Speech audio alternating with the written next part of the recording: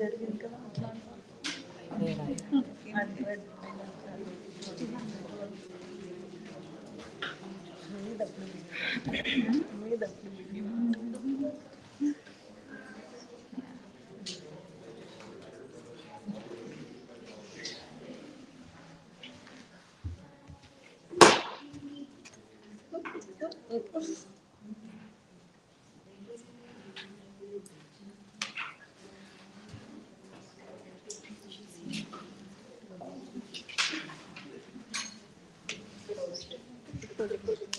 అక్కడ అదా అదే అది మధ్యాహ్నం వస్తుంది అంట బట్ ప్రస్తుతానికి యూట్యూబ్లో లైవ్ స్టార్ట్ అయిపోయింది లైవ్ స్టార్ట్ అయిపోయింది చెప్పేసి అయిపోయింది స్టార్ట్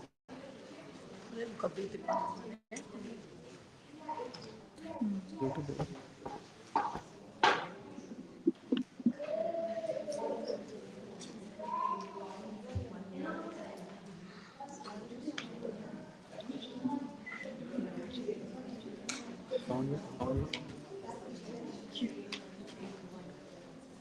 సౌండ్ దీంట్లో వస్తుందా చూడ అంటున్నా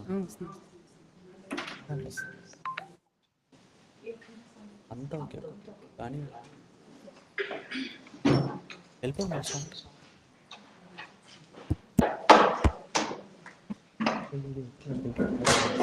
ఇంటర్నెట్ బిల్ వాడికి అన్ని వైఫైలు కనెక్ట్ అయింది స్లో అయిపోయింది ఆల్ ఇంటర్నెట్స్ కావాలి only when needed internet disconnect చేసి ఈ ఫోన్లో పెట్టుకో ఇంట్లోకి తీసి ఇమీడియట్గా close everything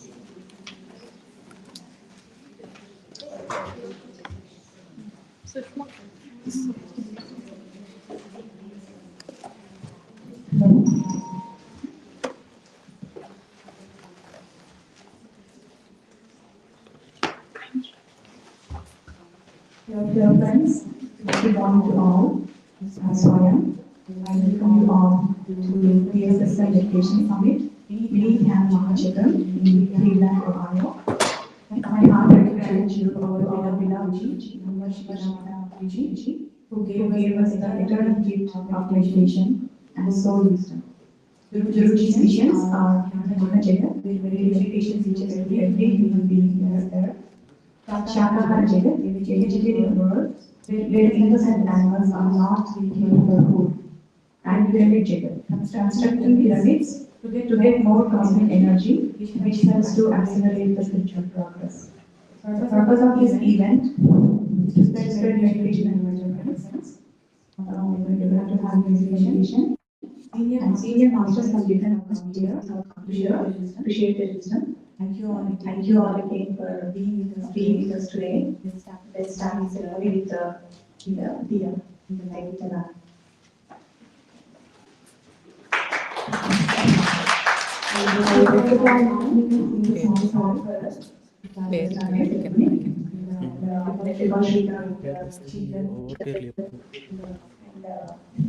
Shivoji and Dr. Rejuvenated, please come for yes, everybody.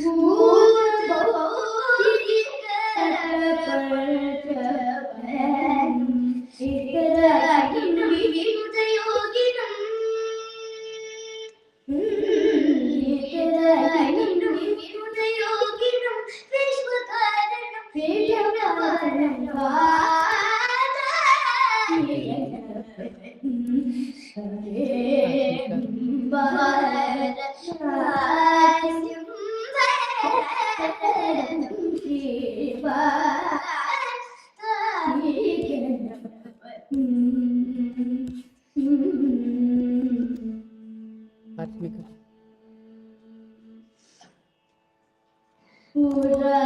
అది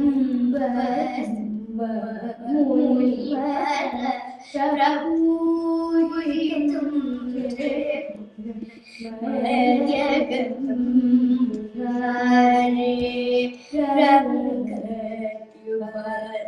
ఇంట్లో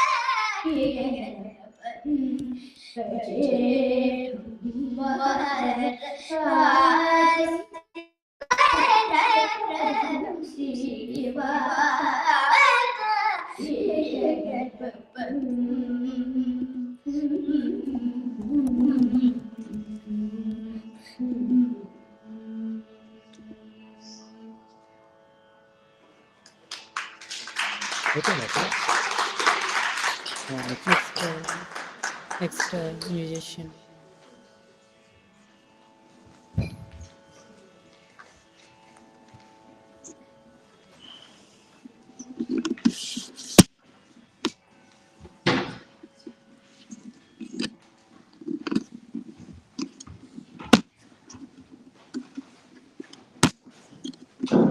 Thank you so much for doing this song.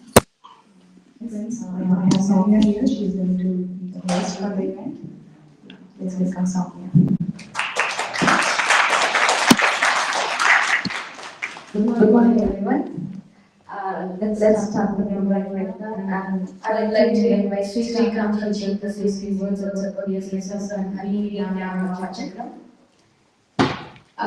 Few words about Sri Karna is an IT architect by profession, living in Calcutta. He started practicing meditation in the year of next ఉన్న 2004 వాళ్ళందరికీ with the encouragement of his next family. Lawyer Though initially he started meditating for వస్తుంది self-development, ఎప్పుడవే he then spread into the service. He constructed a rooftop pyramid in Hyderabad. He started working with fellow spiritual aspirants to spread meditation and relocated to the US. Later, the guidance of Padri, with enlightenment and masters, started PMCUSA and PMCUSA multilingual YouTube channels. And these channels are playing a major role in spreading meditation and masters all over the world. అయితే Few words about Sheetal Power, is a private master living in Calcutta. She has been practicing meditation for more than 15 years.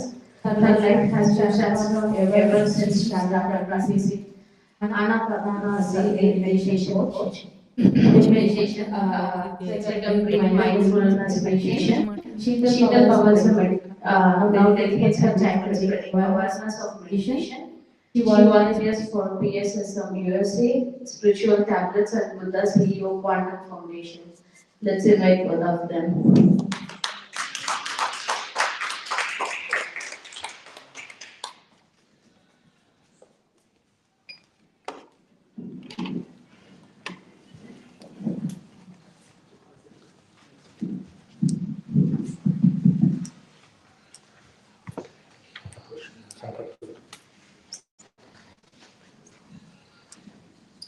Can you hear me okay? Yes. Probably, I'm sorry. For the camera people who want to come to the center.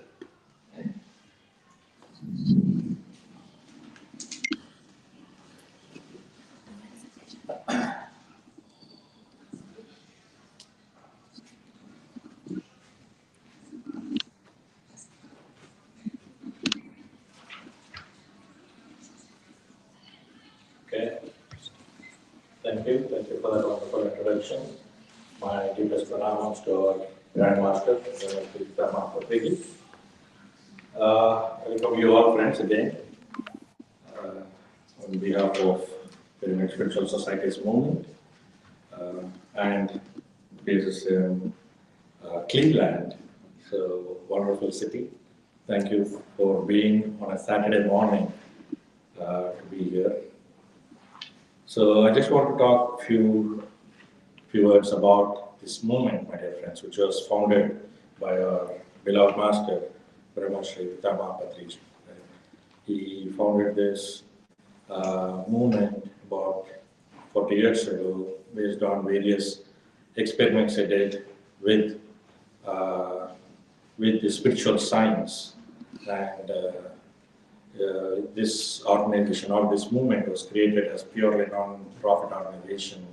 So with open-minded, to include everybody who can be part of this movement and spread this message of spiritual science, pyramid energy, vegetarianism. Right?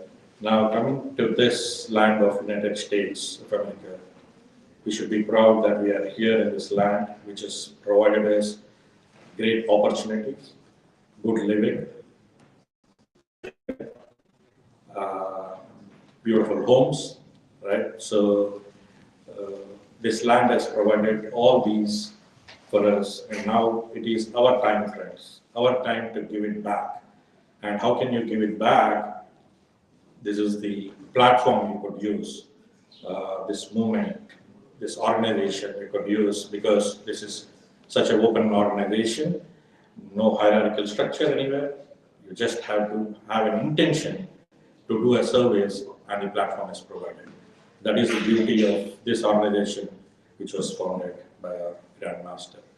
So if you are interested, please reach out to any of the core members, local people here, on how you can be part of this, and we'll surely welcome you all for this wonderful service.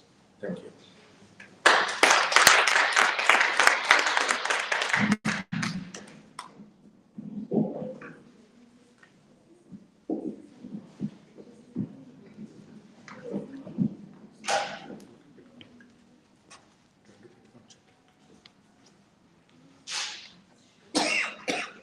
Hello everyone. My name is Sheetal. I live in Atlanta, Georgia, and as you already heard from my introduction, I've been practicing meditation from past 14 years, but I still feel I started meditation yesterday. So, my deepest gratitude to Brahmarshi Pitamaha Patriji, who created this beautiful community for meditation. So, PSSM stands for Pyramid Spiritual Societies Movements. So, that pyramid, why pyramid, is because we practice meditation using pyramid energy, and we are going to know more about pyramid energy in the later sessions.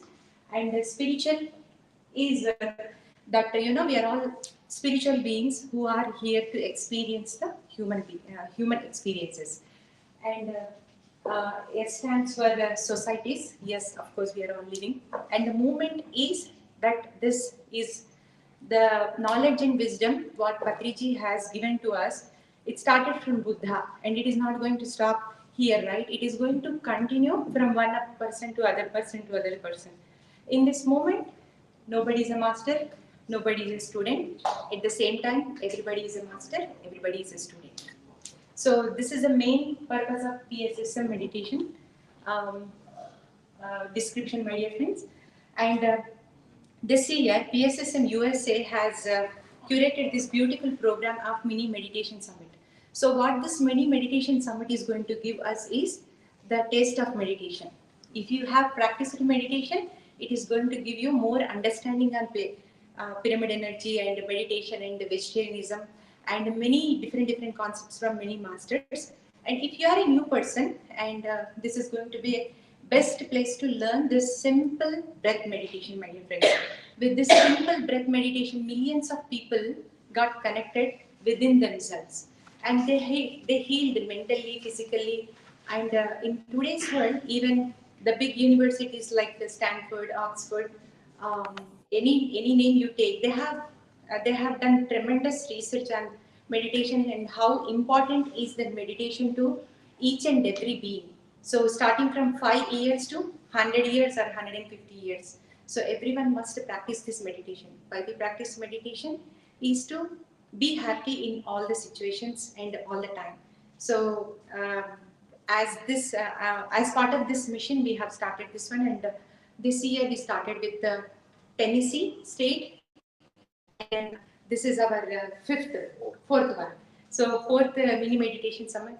First Tennessee State, and second is New Jersey, and third is Georgia State, and fourth is Ohio, and fifth is going to be Texas, Austin, and sixth is going to be Virginia, and seventh is going to be Florida. So after this seven mini meditation summit, and of course these small rivers are going to merge into a big summit, which is mega meditation summit. And you are going to come to know about mega meditation summit details soon in the later session. So I'm very much grateful to you all for coming here and being here to learn something beautiful in your life. Remember this, my dear friends. If you learn meditation, your life is going to be even more beautiful. Of course, we all have beautiful lives, but even more beautiful with wonderful understanding. Thank you so much.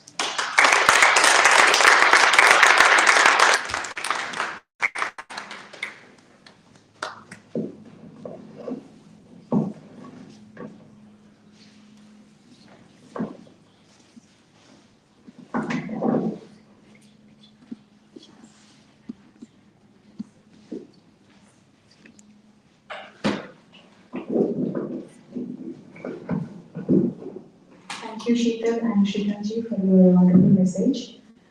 Friends, now let's start our music meditation. Laya Raghav is going to play violin, and she's going to sing songs for us for 1.5 hours, so we can do music meditation. So friends, Patriji has given us this simple Anapanasati meditation. Ana means in-breath, Apana means out-breath, and Sati means to be with the breath. So in this meditation, we are only observing our natural breath, my dear friends. The posture for meditation is just close your eyes, clasp your fingers, cross your feet. Sit comfortably. If you are in the chair, you can just cross your feet. Sit comfortably. and observe your natural rhythm, my dear friends. If thoughts comes, then remind yourself to observe your breath.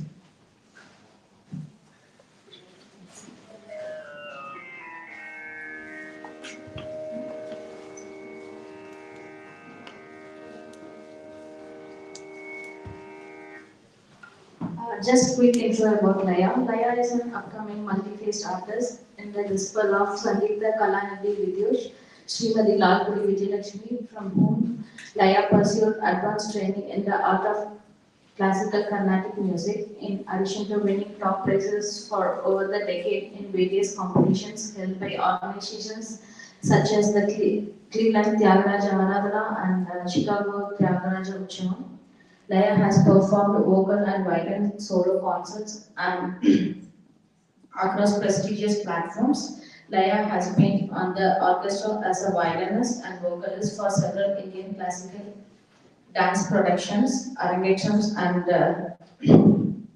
In addition to classical music, Laya also pursues Bharatanatyam as South Indian classical dance and Western classical violin at the advanced level with the immense into Shastra.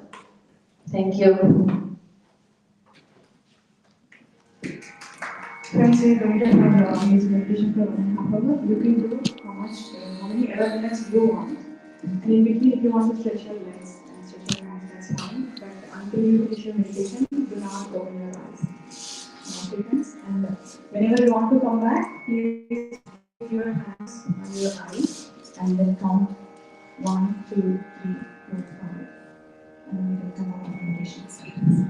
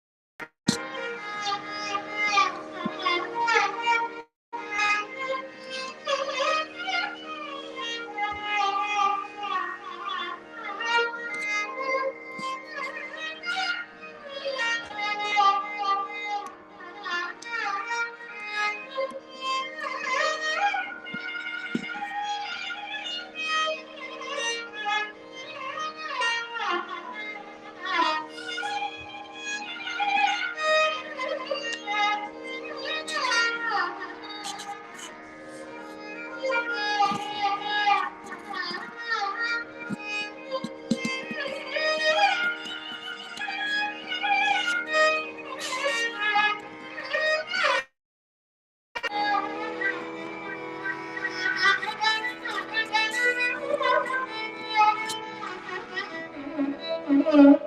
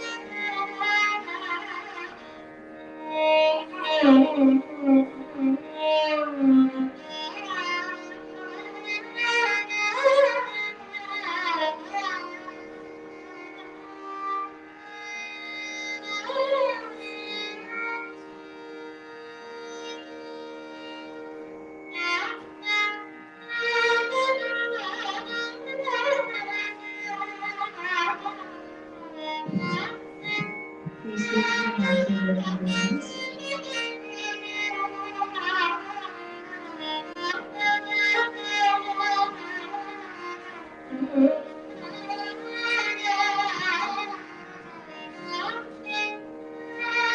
Sweet calm breath.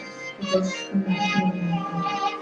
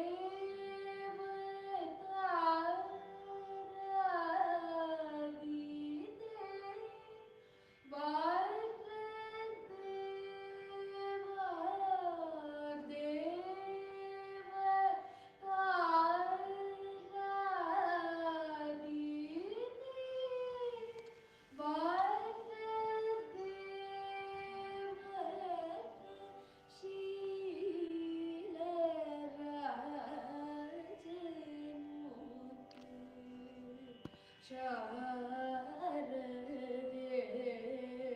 Chambari Sambarite Jarardananuti Vijavanti Raganuti Chambari Sambarite Jarardananuti Vijavanti Raganuti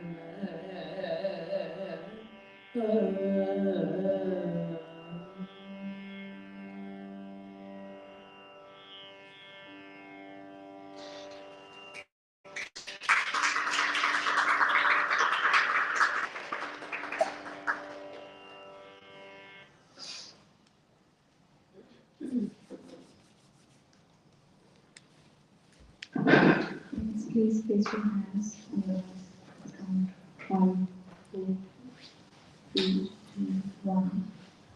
So we can have a meditation. Thank you, Leila. Thank you so much. It was a good start. Thank you so much.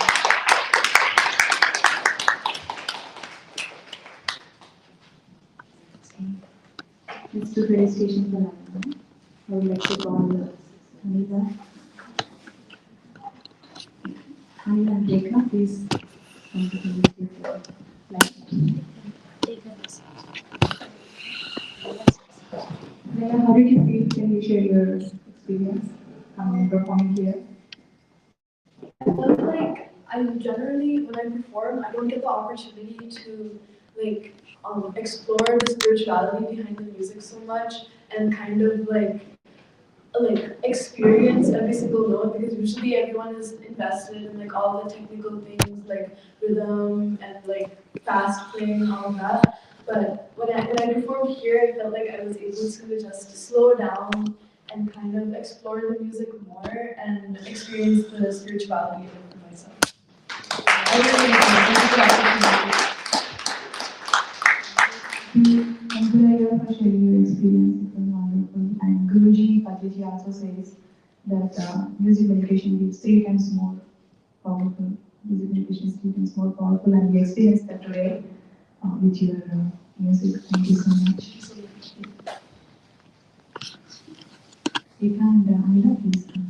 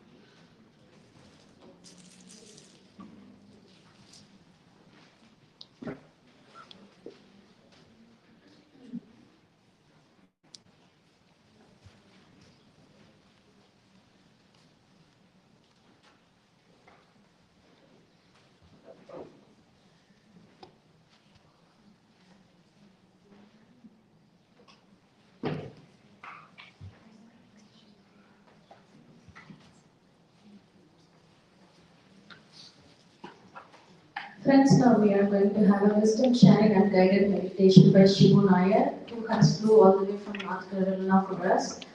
A few words about Shivuji. Shivu Nair is based out of Raleigh, North Carolina. He started his meditation practice as an experiment 16 years ago. Over the years, he has experimented with various practices and started observing profound benefits. Since 2021, he volunteered for spreading meditation and spiritual science concepts with fellow seekers. In today's session, he is going to share science of meditation followed by guided meditation. Let's welcome Shivuji.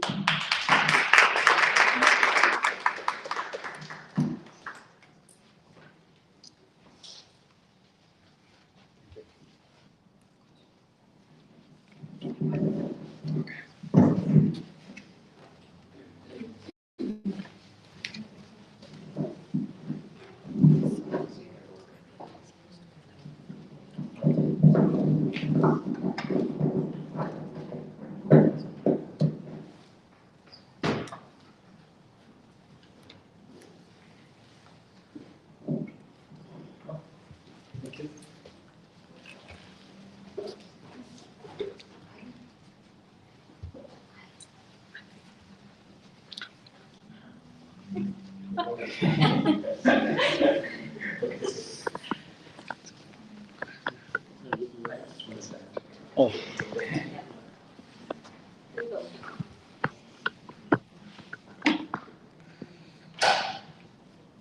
Can you all hear me? Good? Okay. First of all, Leah, thank you so much for this beautiful music meditation. And what a beautiful name, Leah. So it's, I'm pretty sure many of us were brought into that Leah state by you, right? That is an aspirational state, and what you did was amazing, beautiful. Thank you so much. Round of applause for her again. So good morning, everybody. First of all, I want to express my gratitude to Priji.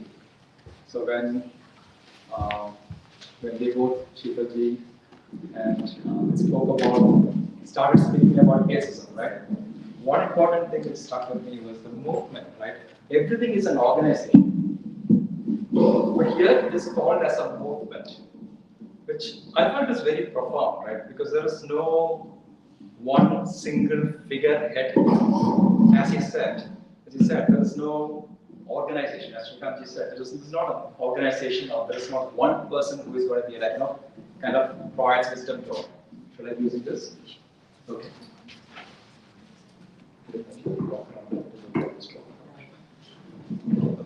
All right, that's good.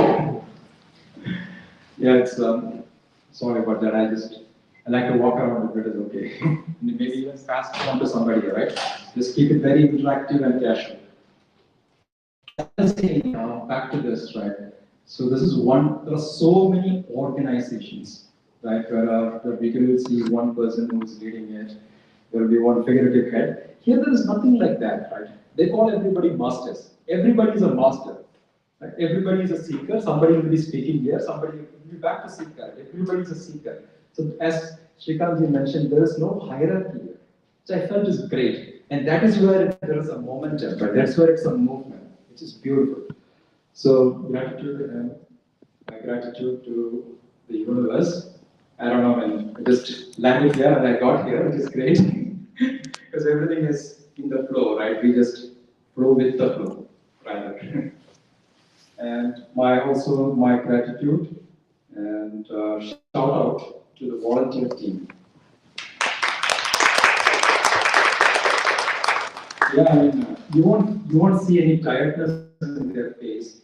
Look at many of these guys have just literally flown in this morning from Atlanta, like 2 a.m., 3 a.m., 4 a.m., whatever the time is, right? But you would not see any tiredness in their face. They're just brimming with joy, right? They're just joyful, happy, and this is what service does, right? This is what exactly service does.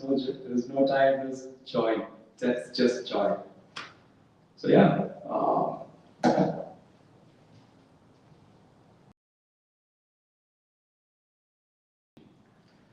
Yeah, initially I thought about doing a small deck, but And I figured, this is right before lunch. And I'll just keep it very casual and interactive. And I think I did not thank probably the most important person, most important group here, which is you all. It's a Saturday morning, I mean, it's almost afternoon now. And everybody has a tough week, right? I mean, tough in more of a relative way. Tough week, it's a Saturday, and this is the time to relax. But still, you all made it here. Still, you chose to be here. There's so many other things. Mind would have given us so many other options. I mean, I have to be here, I have to be there. But still, you all chose to be here. And kudos, and give yourself a pat on the back for that.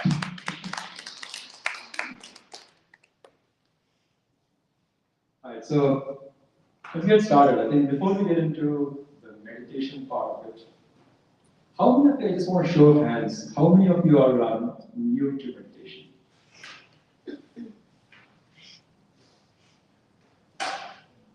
That is great. And this is what gives us so much joy to all of us, right? When new people come into meditation and will experience a profound joy, which many of us have experienced, and you will too. So if it is okay, I want to ask you, just one of you, right? One or two of you, what brings you here? Can one of you speak up? Anybody does? Oh, good. And again, this is a non-judgment zone, just feel free, just open, right? Very, very honest is what I want. So, I guess personally, I've been trying different techniques for, I don't know, like 10 years, 9 years, 12 years, I don't know the time. Explore different stuff, so just thought like join this and see and experience something new, different from a different group and technique. So that's why I'm here. So still exploring, outdoing, and I get distracted a lot, so just trying my best.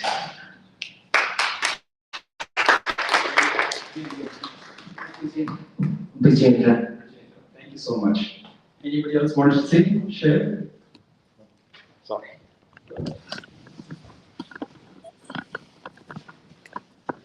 Hi, I just wanted to tell that there's so much chaos in our lives that's happening, and we wanted to make sure that we're able to handle the stress and also streamline our spirituality and connect with the universe, because I think that is more long term than anything else.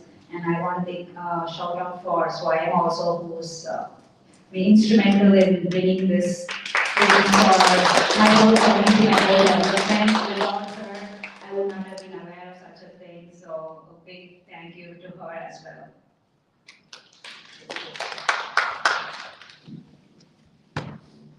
Thank you so much, ma'am. Again, your name? Lower. Thank you. Anybody else? Sure, go ahead. Hello, I'm the speaker. I basically came to know Swayam, and through Swayam actually I'm just beginning to learn the meditation, and then I can feel how you can manage day-to-day stress, anxiety, relaxation, and it's really helping me to carry on my work. So thank you, Swayam.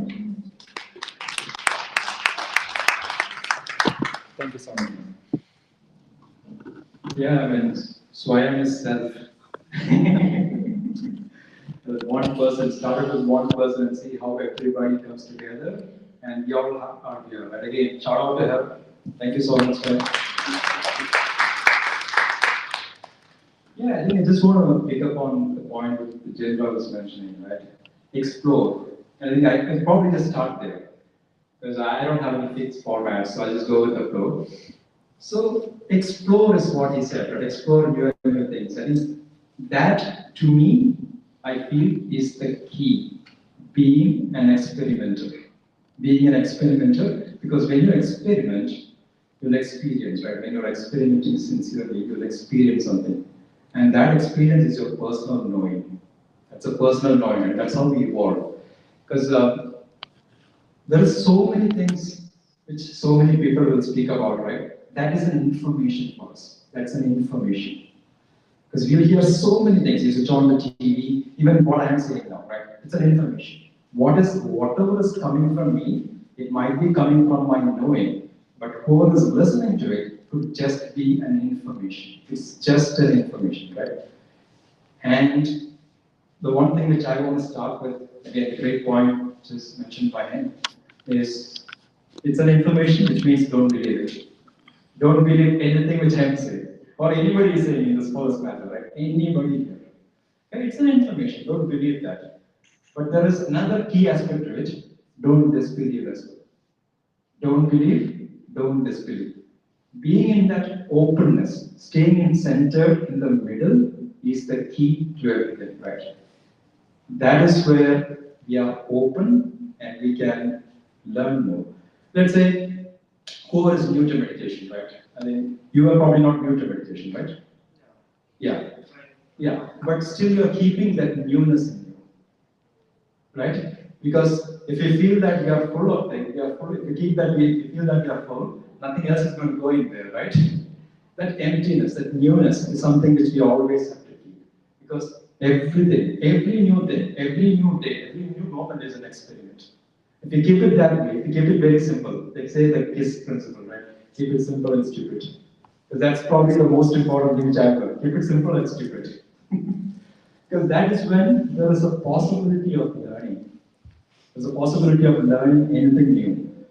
So that is, I think, thanks for mentioning it. It's a great start where we keep it very simple, keep that experimenter in us alive. Take it as an experiment.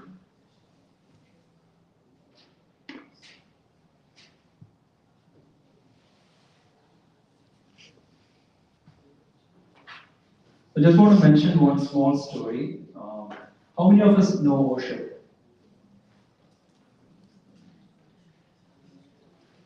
So, for whoever doesn't know, Osho is one of the great masters, according to me. There could be multiple versions of it.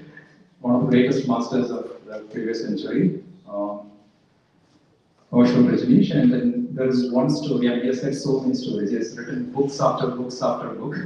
He has said so many stories as well. There's one thing which he talked about Ramana Maharshi and his disciples as well. Who knows Ramana Maharshi? Yeah, more people.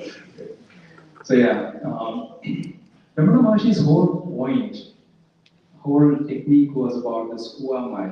Who am I? Who am I? Who am I? Mr. will be like jnana. So that was the whole thing, right? You want to understand who am I? Who am I? So then, because he's such an enlightened, great master, so he obviously got so many disciples and so many people started following him. Right? So they also started asking the same question. Who am I? Who am I? Who am I? Right? So Osho talks about the story.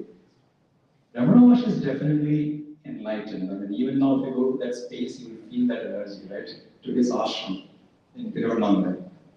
But many of the disciples probably did not get to that state of, knowing self. So he gives a reason for that. He gives a reason. Many of us ask a question by already knowing the answer.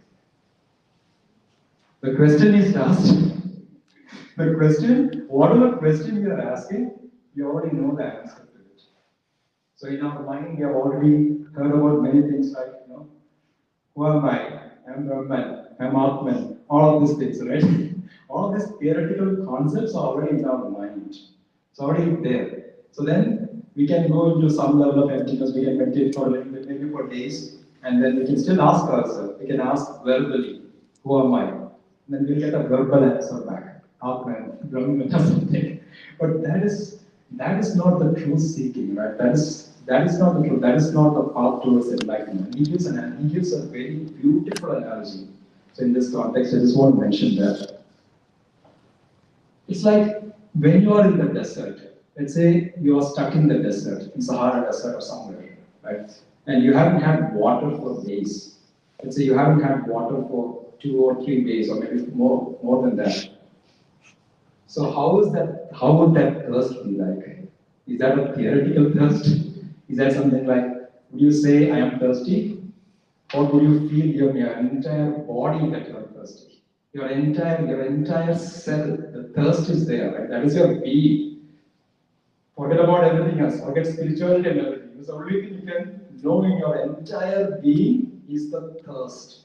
Is the thirst. Thirst is the only thing which is there. That is the state. That is the question. That is it. Not a verbal thing. When the question gets to that level, the answer is given. 100%. Not a verbal answer. Not a verbal answer, but you will know. It is a knowingness. So for that, again, it has to be the state of experiment, right? You have to experiment. Not believe anything, because whoever has believed, right? Ramana Maharshi might have said, all these masters are very careful. Buddha never talked about self. He didn't talk about self or no self, right? Just kept silent. Because the moment you say something, people will believe it. And there is no more growth. The moment you believe something, it's already gone in, right? It's not a profound experience anymore. There is no transformation in it. Just believe it. So just want to start there by saying it. Let's keep it very simple. For whatever you are hearing, you will hear about from me and from many others. Like many masters here will be speaking today and many other days, and they'll be giving so much information. But let's keep it that way. It's an information. So the best thing we can do is give it that respect, and then try it out. If it is new, try it out on ourselves. And if it sticks, it sticks. Otherwise, move on to the next one. Probably it's not the one for us, right? As you said, you tried different techniques over the last 10 years, and I completely relate to that. In over 14 years, I've tried so many techniques, multiple kriyas, multiple gurus, multiple things, because everything is an experiment also for me. Just try it on myself, how I feel, and if it feels good, if there is something which I can, something sticks with me, then it sticks with me. And I continue with that, right? And then, once you are in that state, then there is a knowingness. There is a knowingness, and knowingness will get you into that flow. It's very, very beautiful. We have all seen that, right? Once you are in that flow. Right, so the topic for today is meditation.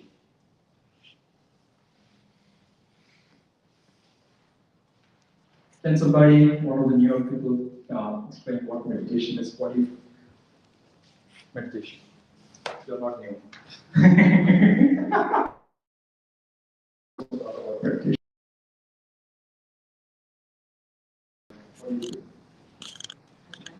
Yeah, go ahead. No right or wrong answer.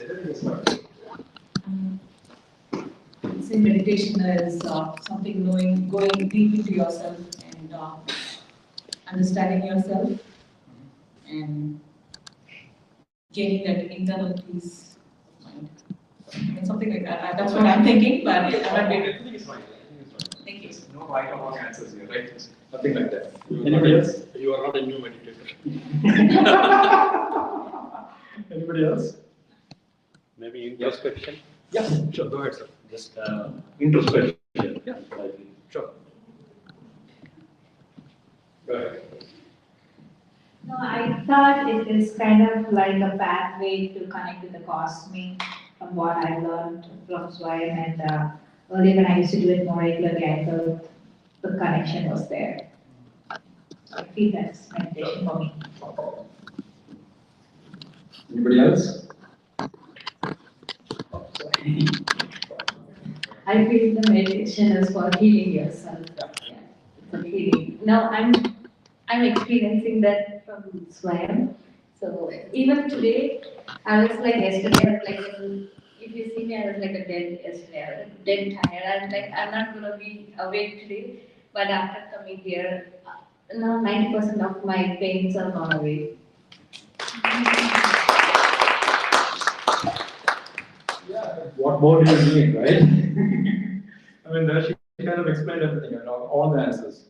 That's perfect. So yeah, at any given point in time, we will see that there is so much distractions, right?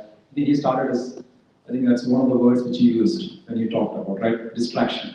So much distraction, and that's not just one person's story. It's everybody's story, right? Distraction is, whatever we keep doing, we become very good at it. Right? Whatever we keep doing becomes a habit and become very, very good at it. And distraction is what we keep, that is what we are, that's a main habit we have, right? We are in TV, we could something else, somebody else calls us, we are there. We are here, and then some text message comes, we are distracted, right? So many distractions. It's a miracle that we are still able to function in this world.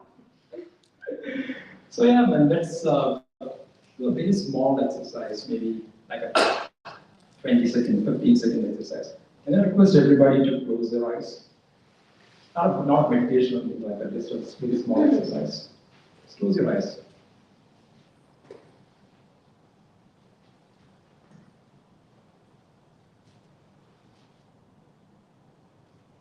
Imagine as a small kid, your own previous self, where you're going to the sea, to the beach for the very first time. How was it feeling? Can you feel it?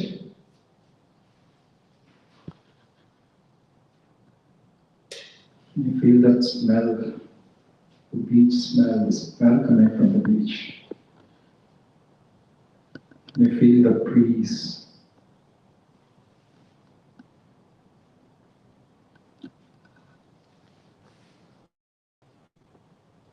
Can you hear the sounds? Be fully in it.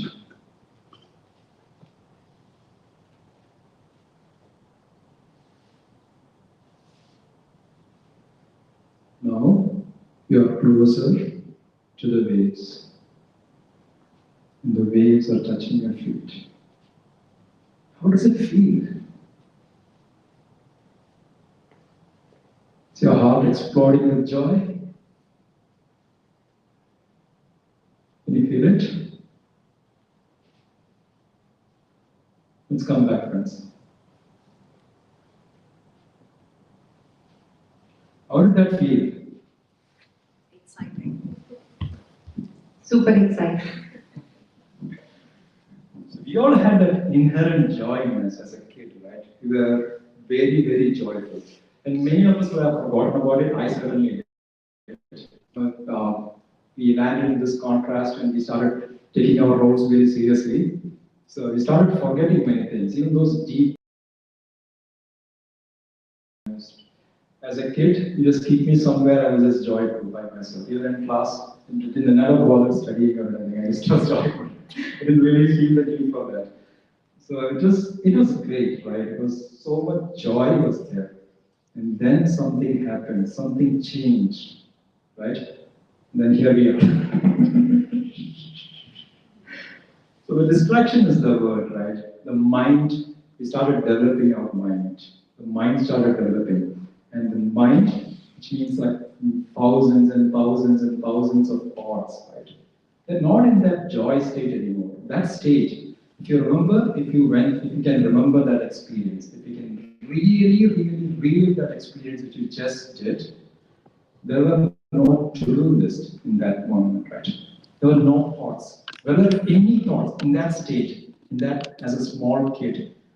Could you have thought about anything, or were you fully present there? Fully present. So you might as well say that you are one with that experience, right? There was no difference. There was nothing else. You are completely one with it. And that is the state we want to be, right? That is a state where, take out the distractions one by one, remove the distractions. So we are closer to, as you said, the swayam, the self, whatever you want to call that, right? We'll not talk about any theory here. Just keep it very simple and practical. Remove the distractions. When you remove the distractions, you come closer to our own self, right? You'll see things clearly. And that is the state. And when you say meditation, and a lot of people will say, do meditation, right? So what they're talking about, meditation is not something which you can do. You can start the process. You can get to a process. But meditation is not a something which you can do. It's a happening. You can sit for long time and meditation might not happen, right? Because you cannot think yourself into meditation. Meditation is a happening. It's a being. It's a state. It's a being that it's an easiness there, right? And you have to get into that. And for that, to get into that, you have to come out of the distractions. And every single technique, or multiple techniques, multiple techniques will be focused on that, so that we can reduce and remove those distractions, so we can get into that state of meditation. Actually, how many of you know Patanjali? A few of us.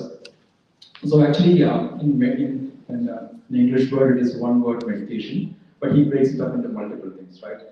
There is dharana, dhyana, and samadhi leading up to meditation. So dharana is the process of doing it. Dhyana is that state, and then samadhi is that layer, that one state where you're one with everything. So it's one thing, but just want to mention that. So meditation could be. Let's not hear this is not a place where we want to define things. So just want to just give that holistic point of view. Alright, so let's get into some myths of meditation. Right? Before we talk about getting deeper, let's just talk about some myths in meditation. So there is, how many of you felt meditation was very, very difficult? Any new meditators, have you felt that meditation is very difficult? Why? As you were elaborating about distraction, right? So the mind is like running around, and it's very, very hard to get it focused. So it's trying to run away, and those thoughts, and I'm sure everybody feels the same. Yeah. That's the main challenge. Yeah. Absolutely. Thank you so much for sharing your answer. Anybody else? Pretty much agree with what you said. Yeah. We all agree with that. It's absolutely to the point. I think there's a. Go ahead. I think what I feel is you never know when it is happening. It feels like you are distracted or not distracted, and when you come back, you never know if it is happening. Yeah. You think it is our experience? Do you think it is difficult, or what do you think? Yeah, I guess it is difficult because you don't know if it is happening.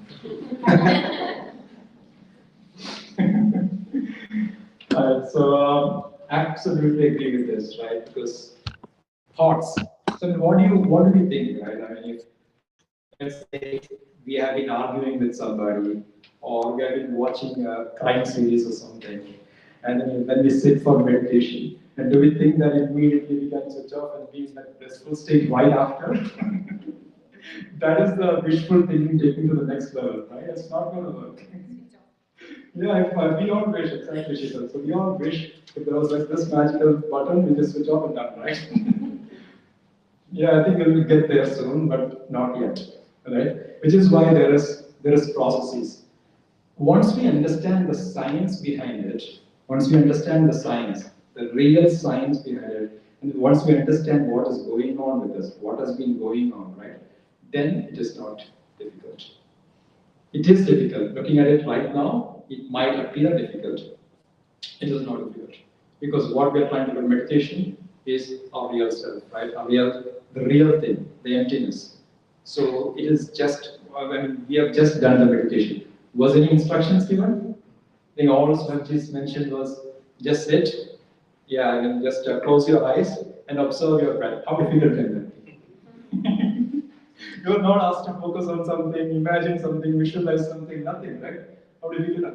Yes, it became difficult because of the thoughts, which is why we have to understand what is happening. Once we have a clear understanding the science behind it, know the process, it's not going to be difficult. It's the most simplest and easiest thing you have ever done. It has to be that way because whatever, if it is natural, it is easy.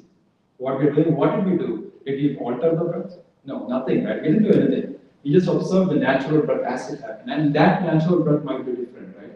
One time it might be deep, one time it might be shallow, it could be different, right? But we just observe it. Yeah, and meditation is escapism. Has anyone felt that? Have anyone heard that? Any new meditator have you guys felt it? Beyond that. Going beyond that. Not a meditator, but yeah. It's going beyond that monkey mind. Yeah. But have you felt it as, okay, he has so many things to do, but he's not doing it. He's just sitting and, just sitting somewhere and just keeping quiet. And instead of action, he's just sitting somewhere. From escapism from that way, have you felt You Yes. felt that? Yes. You did, okay. Certainly. Yeah. So do you still feel it that way, being a meditator?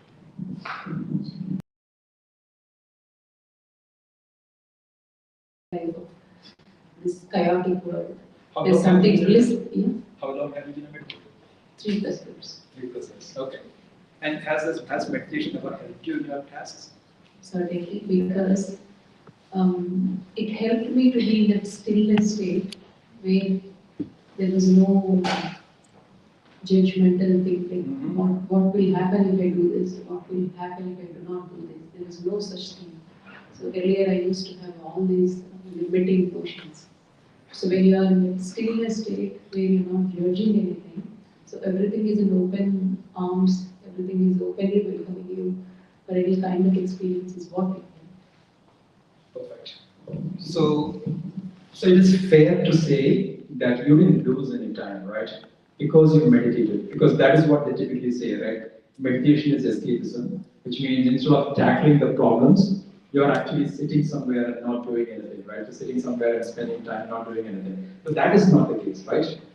Because you are meditating, whatever you are supposed to do, that became much more efficient and you are able to do quicker or faster.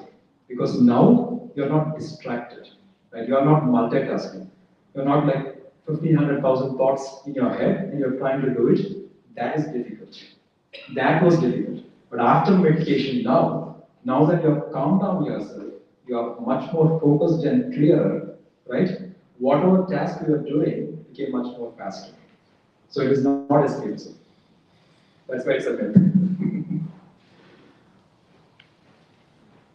Yeah, I mean, like this, there are many, many more myths. I don't want to spend a lot of time there, but anybody wants to mention about any myth which we haven't discussed?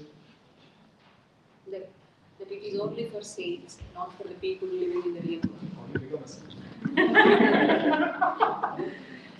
You asked me a bit, that's a common Yeah, myth yeah. I keep hearing.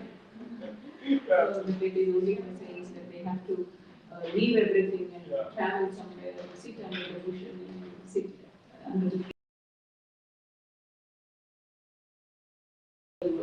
Yeah, you have to be at least 50 first to start meditating. Yeah, there's so many types of so many myths around, right? These are all myths. So you don't have to be of a certain age, or you don't have to be a saint to be meditating. So meditation is what you do to become one, right? Because only then you'll know your real self, and that is a prerequisite. All right, so next we'll get into some benefits of it. So I think you already mentioned a few. By covering myths, we also talked about a few benefits of meditation. There are many benefits of meditation, but I don't think we should be spending a lot of time talking about benefits. This is one thing which you should give yourself a chance.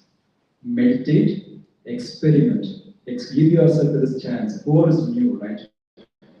Tell yourself that whatever it may be, without any expectation, not going to look for benefits. I've heard so many things, right? If you Google, you'll see 100 benefits from meditation, right? So you don't have to stand here and talk about it. There are so many. But what we will commit to ourselves is we'll give ourselves that chance, that we'll give this technique 40 days, 40 days, so that we can experience it. And whatever benefits we have experienced, that is personal. Whatever else they're talking about is theory, right? It is also true, it might also be true, but not for us, right? Whatever we have experienced, could be whatever, it could be multiple things.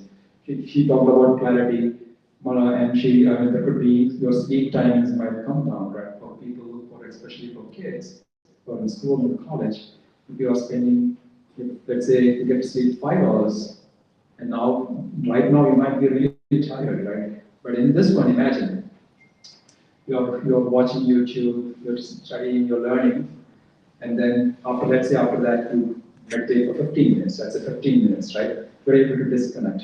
You're able to completely disconnect. So in your sleep, it's not a disturbed sleep. You're sleeping well. So then maybe that 5 hours might be enough. Now, if it is a disturbed, super disturbed sleep, that 5 hours is probably not enough, right? So many benefits. So their sleep quota will definitely come down. but that's something which you have to experience. You'll be much more calmer, whatever the situation may be. I personally felt, what I have personally felt, the biggest, one of the biggest, I don't think we can just pinpoint one, but one of the biggest thing is the distance which we feel from whatever it may be, right? Any life situation you throw at us, there is always a distance from that situation. And that is something which has to be felt. So whatever gets thrown at us, let's say your flight is delayed or your flight is cancel your flight or whatever, could be hundreds of things like that. Whatever it may be, you'll always feel a distance from that. So you're not stuck in it, right? You'll see, I mean, you might still be, there might be anger in you. There might be some anger in you. There might be some disappointment in you. But you will see you are not angry. There is a difference between those two. There is anger in us, but you are not personally angry. There is a difference. There is a distance. Meditation gives us that distance. So once you are in touch with your real self, then the situation is just that, a situation. It is not us. So in that, to me, it was like a profound thing. And there are so many patterns which we have all been stuck in. So many patterns. And when I was born into a culture where meat eating was like, we all used to eat meat all the time.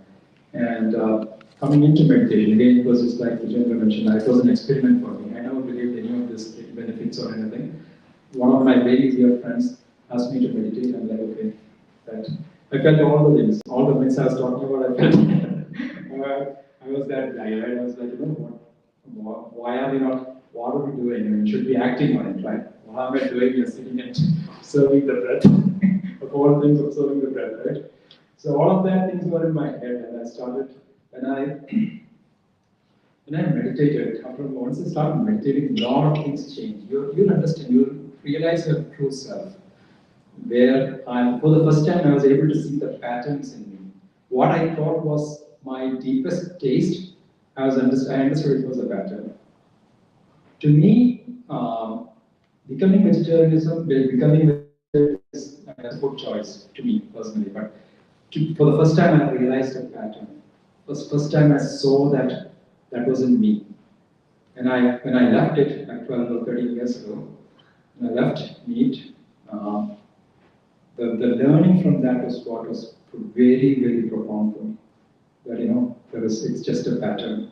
It just wasn't me. It was something distinct from me. So many, just an example, so many such things will come, right? Once we go into this path, once we meditate on a deeper basis, so many things will come to us, so many things.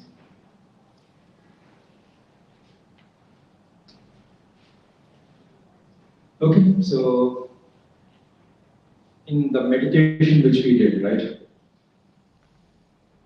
One of the newer people, can we explain what exactly we did? Who wants to volunteer? Sorry for picking on your heart. It's before lunchtime. Let's keep it as interactive as possible. Make sure none of us are sleeping, right? Who wants to talk?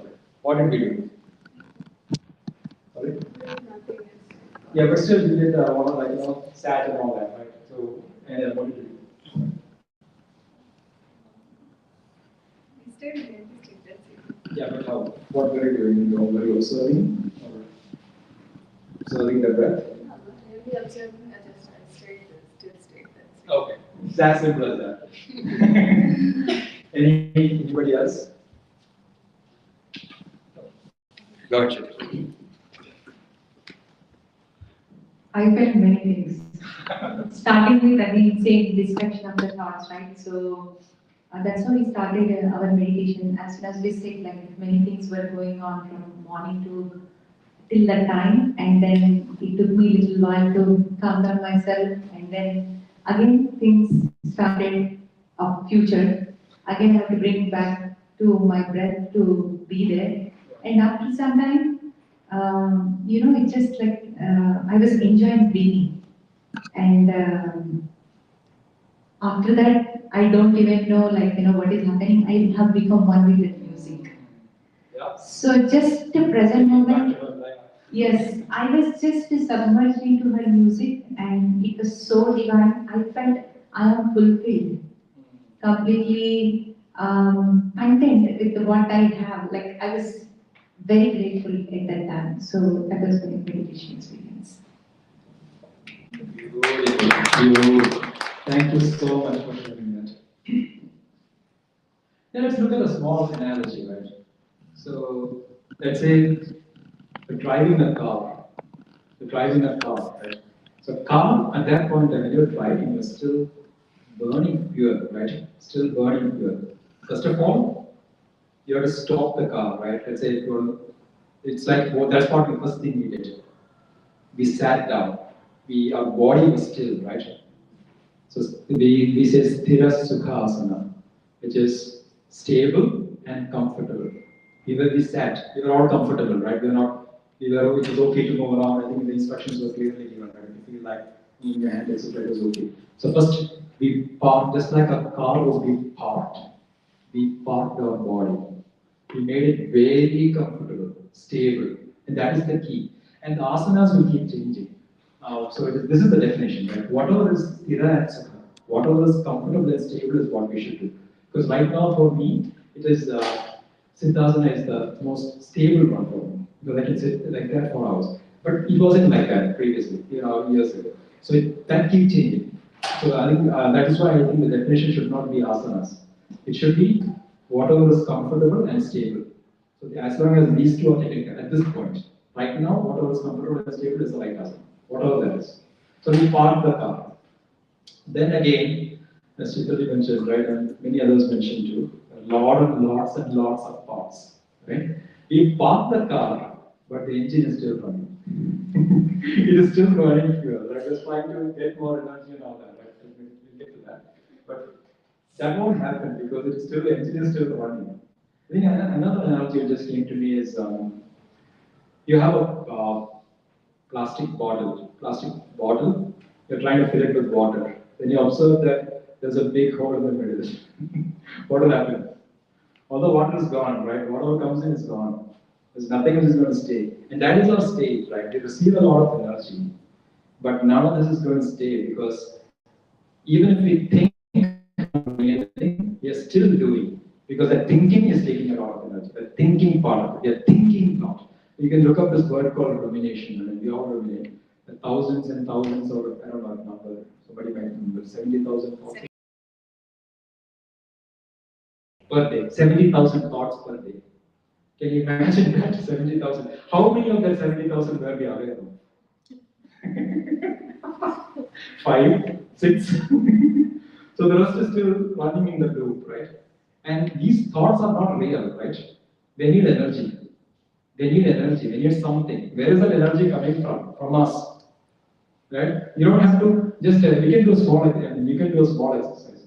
One day, you can just decide that I'm not going to spend my energy, I'm just going to sit at my home. I'm not going to go running or jogging or playing basketball or whatever. Right? I'm just going to sit in my couch, do nothing. End of the day, observe this. You will probably be more tired than playing basketball and other things. Because thoughts, to keep that falsified image of ourselves, right? Keep that falsified and feed that ego, it takes a lot of energy. Whatever you've gained is just gone. Playing basketball would actually be a way better thing. Much, much better thing.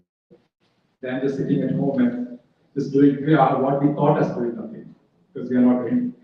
So that is the state, and that is why we need something. Which we used is breath. That is why she said she came back to breath, right? Clearly said, thoughts were coming, but she came back to breath. Why so about the breath, right? That is a very interesting. Why are we using breath? Anybody? Please start. Naturally happens. Yeah. It just naturally happens. Yeah. Any other points? It's always with us. It's always with us, constant. Yes. It is happening in the present moment. Yes. Nothing for me to say. This is very good. Anybody else? Breath in our life. True. It's true. Absolutely. All are true statements. Any other points, anybody? It's comfortable. Oh yeah. Yep. Right, so all true statements, right? Because if you look at what life is, it is just that, right? Starting of the breath, whenever we are, when breath is with us, we have what we call as life in this human body, right? Human experience. So that's what it is. So breath is the most integral or the most important part which we don't usually give a lot of credit to, right? Because it's you always say you take it for granted and all that. Think about cold breath. It's probably the most taken for granted thing in the life, right? Without that, you're gone. But it is completely ignored, right? You don't because what is the reason for that? Because you don't have to think. It is not a mind thing. You don't have to think to breathe. You don't have to tell ourselves, okay, I have to breathe at this time or have to consistently breathe. It is not a mind activity. It is happening. And which is why Radhika ji said, brings us to the present moment. Because we cannot live in the past breath or the future breath. There is only this breath which is happening right now. So which is why it is very important. It's the most important aspect of us. And when you're with the breath, when somebody says when you're with the breath, they are immediately brought back to the present moment. There is something else about the present moment. So many things. It's a different session by ourselves. So many masters will talk about it, I'm sure. It's a session by itself. But present moment is one thing, right? It is the truth. This present moment is the only thing which is the truth. Everything else is made up. Right? And Peter, you mentioned about going back to the past and the present, right? Both are made up. Past is a memory, it's dead. It's gone, right? It's gone. Future is again a same thing in the past, projection of the past. Right? Based on some projection, some thought into the past, you're projecting into the future. What we think as future. Both are false. The only thing which is true is the present moment. So breath, in simple terms, is the truth. Is the truth. It is as simple as possible. It's as so simple, right? What are many reasons? Can you move your hands? We can will and move the hands, right? Similarly,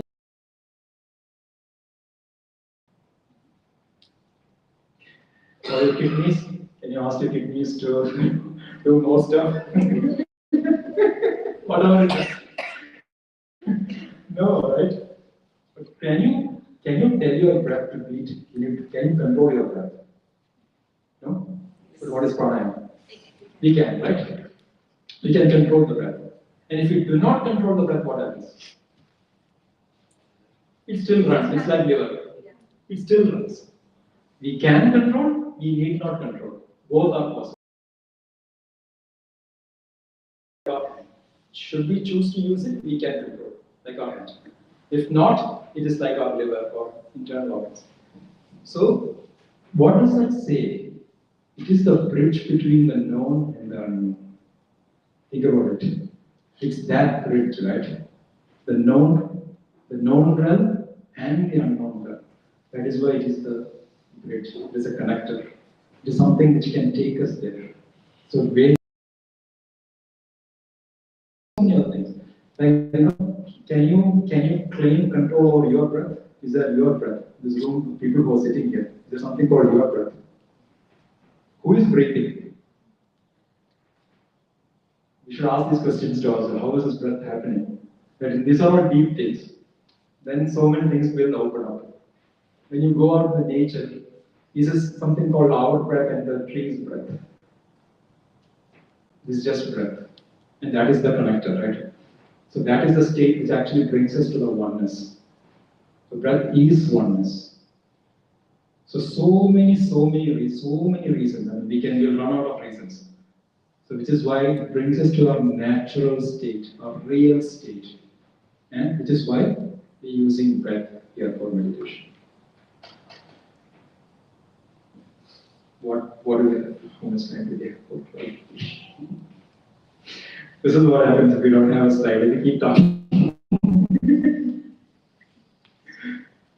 Alright, so one important thing, I know we are running out of time, and this is a session. Now I'm standing between you all and lunch. So, so I want to quickly cover one important topic before we close. It's a concept given by this great master, Patrici. It's called beat. Breath, energy, awareness, and thought power. Simple 4 things. Beat. To me, it's one of the most profound concepts. It is just again. Repeat again. Sure. Beat. Like Michael Jackson's Beat It. Beat. Breath, energy, awareness, thought power. Thought. Because thought creates, it's again a different topic, but thought creates, right? It has power. So what you're talking about is thought. I'll explain, I'll go over all of those. Before that, one thing which we probably will not talk about is the technique which we are using is the breath mindfulness, also called as Anapanasati, which was discovered or rediscovered, we don't know, by Gautama Buddha, right?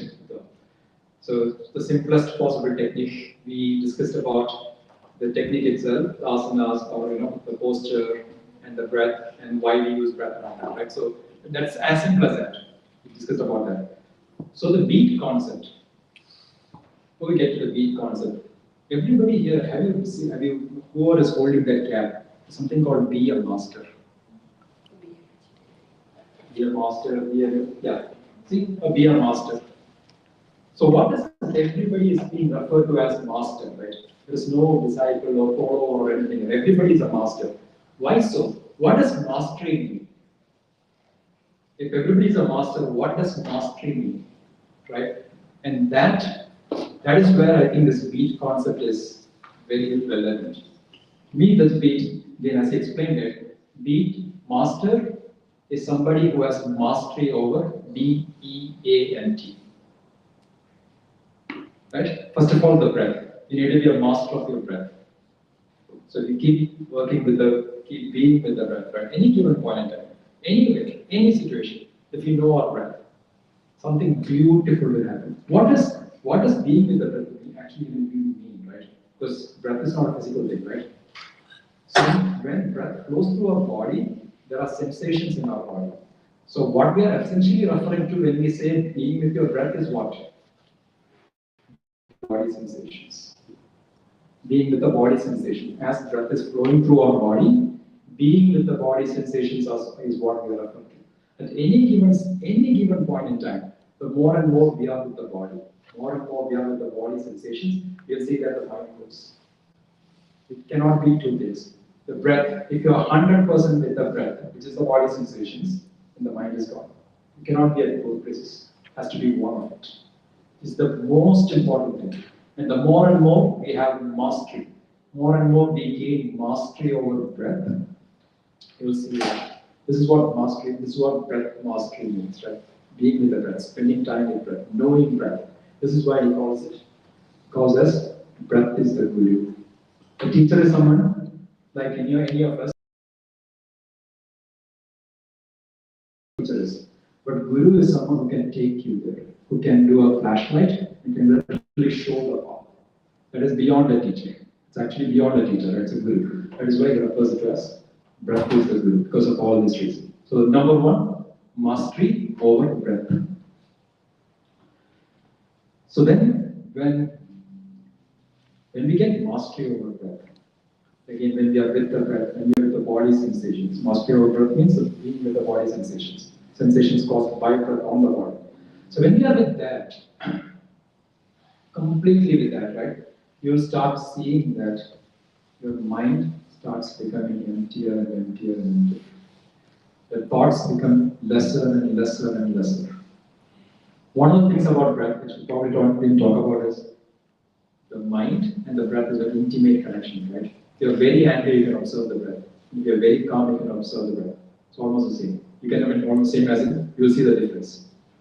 And when you're very angry, you can observe the breath, right? Faster. When you're calm, again, you can see the breath. There's an intimate connection between a state of mind, and the breath. So more and more you with the breath, we can do pranayama initially to kind of control it. And then when you're with the natural breath, you will see that your thoughts decrease, come down, come down, come down, come down. Slowly in that body sensations, the mind dissolves, completely dissolves. It's like a surrender. But you have to let that happen. You cannot think yourself into it. You have to let it happen. You have to be in the surrender mode where the mind completely is gone, will dissolve. In that state, the more and more we do it, we almost feel that there is no breath. There is no breath, absolutely no breath. It is not needed as well. Because that is the stage where as we go into that state, right? First the mastery over breath. Second, breath comes down, becomes shallow, shallow, shallow. In that state, you receive a lot of energy. Lot of energy comes into the body. And it stays there. Remember that analogy about the bottle and the hole in the bottle. This time, in this process, being with the breath, what we've done is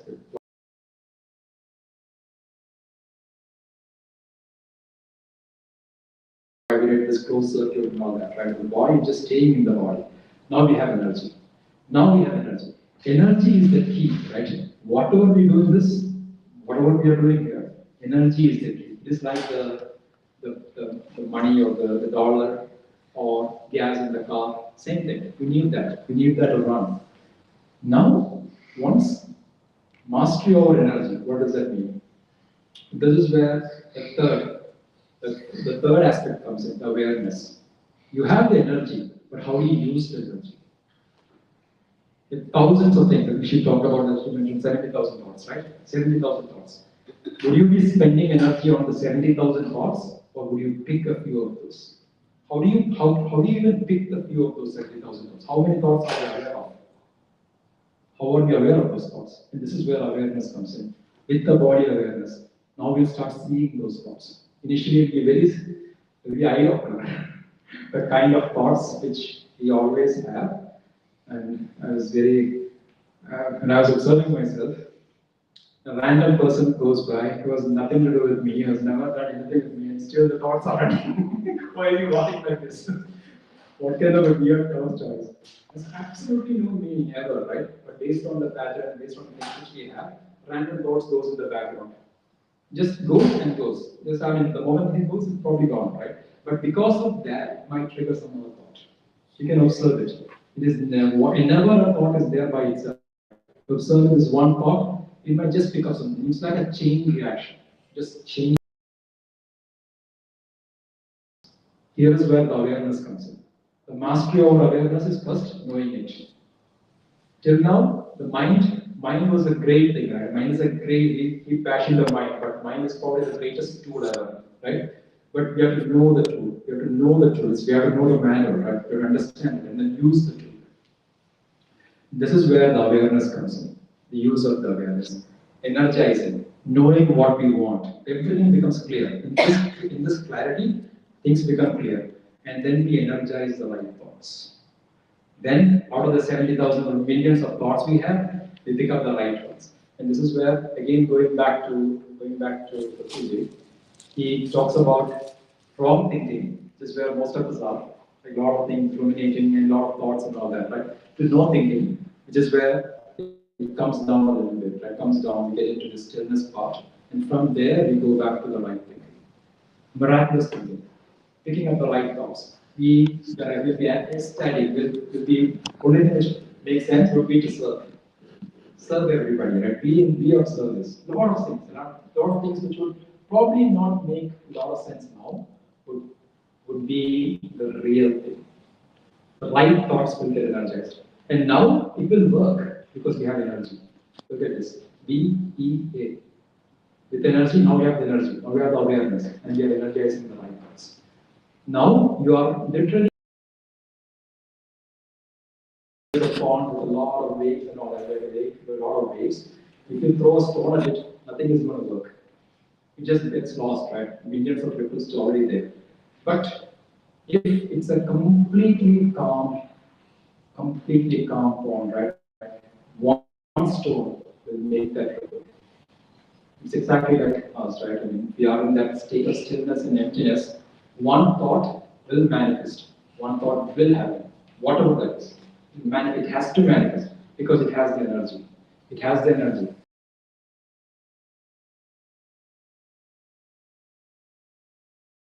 We call ourselves the master. mastery over, right? Then you are a master. Let us all be masters. Thank you so much. Did I go over?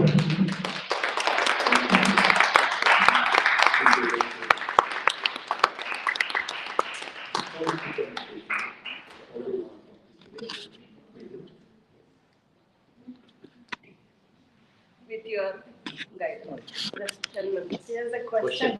Sorry, sir. You said a question, who am I? Is there any answer for that? Yeah. How? So before lunch, you're asking me this question.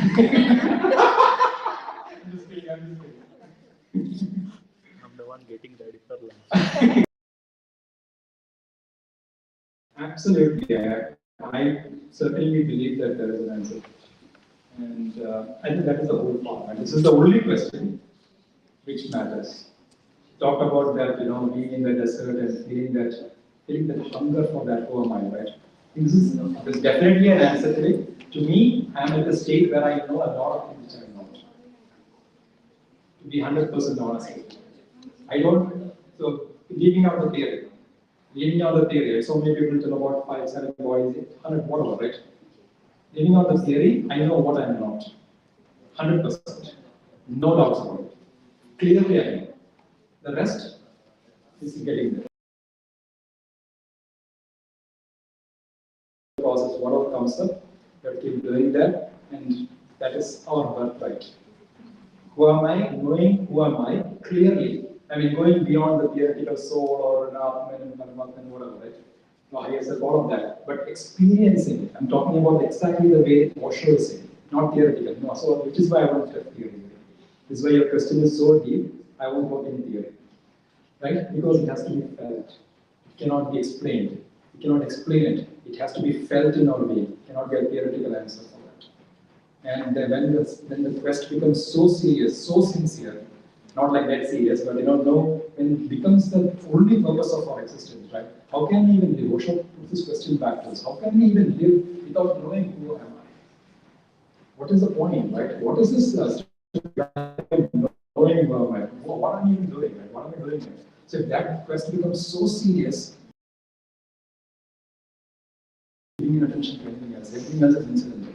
Everything else becomes incidental, and this has to be revealed. It's no other way. Can you share my experience? Yeah. Since you asked this question, actually, I want to share my experience. So, I also came to know this beautiful question, who am I? So, everybody said that, put this question to get the answer. But that question did not resonate to me. How do I ask, who am I? So then what I ask the universe is like, how does it feel like to know who am I? So that is the feeling I want to know. Like how do I feel that knowing who am I? So then I had this question all the time, and then one day what happened is in Chandra's session, we just sat in meditation, and I just closed my eyes. Still the thoughts were there, but I was experiencing that universe within me.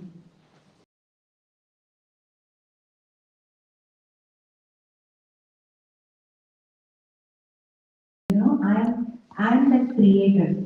So that kind of experience I was going through within no time. Within no time. And then I realized that the answer came to me because I wanted to know the feeling of how does it feel like.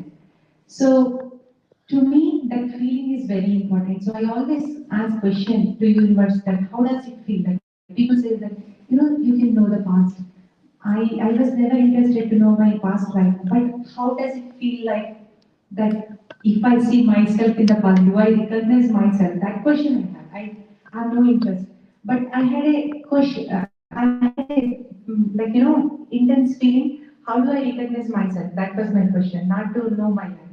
And I got the answer, in one of my meditation. So whatever, as sir said, right, whatever question you put, you will definitely get the answer. But to me, the question asking was in a different way. How does how do I feel about it? Yeah, Yeah, absolutely. that is my experience. And everybody's like this is for everyone. Everybody has their the journey from knowing yourself is going inside with the help of what search with the bridge. So you have to stand on the bridge. So yeah, thank you so much. Thank you so much. Thank you, thank you, thank you. What a beautiful question you asked. This is one of those things where the question itself is so beautiful. Every time you ask, it's so beautiful. Because the question is, it is the question. It's So, I guess personally, I feel different aspect to it is, I guess I'll say I'm still young, maybe still getting old, but yeah. So when I think about it, who am I? Basically, I'm thinking what I am not. So in I'm not that deadline. I'm trying to meet that, but that's okay if it doesn't happen. My daughter plays volleyball. If she does not win, that's okay. At least that's not what I am. So I guess I feel it in a different way. That I want to segregate things, like, separate or like detach from it in a certain way. That I'm not that volleyball game. If she loses, that's okay. If my deadline is not met, that's okay. It's Saturday. Uh, Let me not think about work. I am not the work. I am not the company. I am not, what do you say, things like that. I guess I feel in that way that who am I? I do not want to know if I am spiritual, if I am universe. At least I want to take out those things from my life that I'm kind of above stuff. Like, that's not me. That who is trying to learn to meditate. I'm just I guess that's what my feeling is about who am I. That I just want to detach. So that's, Thank you so much, Sujata. Yeah, and the beauty is once we, exactly as you said, right? Once there's a deep, deep knowing in us, we don't even have to tell it. Because that knowing, that possibility doesn't exist. Once there is a deep, deep knowing within us, what we are not, and what we are not is gone. It's all of us. Very clear distinction. All right, so thank you everybody, and I think I've just probably still feel like doing a very small meditation if it's okay. Like a very short meditation, 10 minutes, 5 to 10 minutes, if everybody is okay.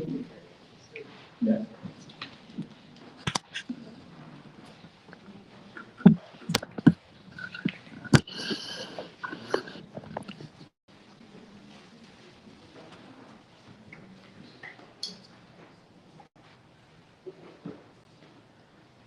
Yeah, so let's be comfortable. Talk about Sthira, Sukha, Asana.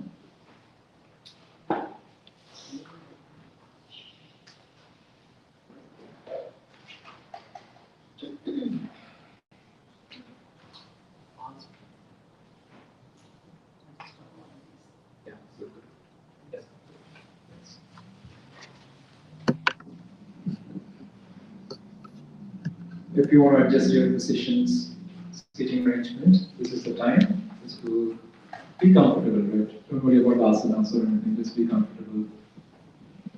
One thing is, it's always beneficial to keep our spine erect, straight, as much as possible, but not without straining. Right again, that's not the point. Just keep it straight and erect as much as possible. And as they were explaining earlier, clasp your fingers just to create a closed circuit. Same with the feet. All of us, yeah, and the legs as well. Who are sitting on the floor? Two of us are sitting on the floor, so your legs or the feet are sitting on the chair.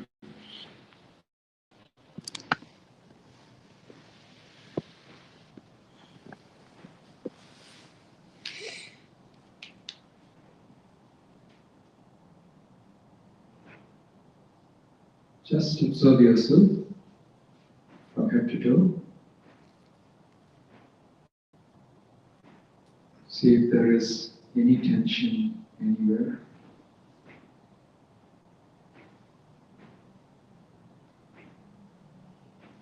Usually we feel that on your shoulders, just observe the shoulders. Are you holding on? Is it fully relaxed? Eyebrows, cheeks.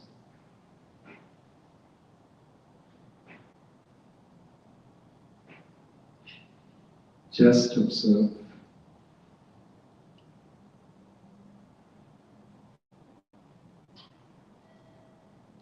Observe is the key. We have all been great thinkers. From thinker, let's be an observer. Just observe.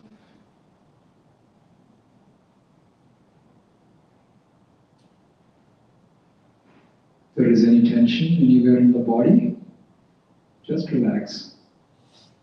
Surrender. Just be with the body sensations.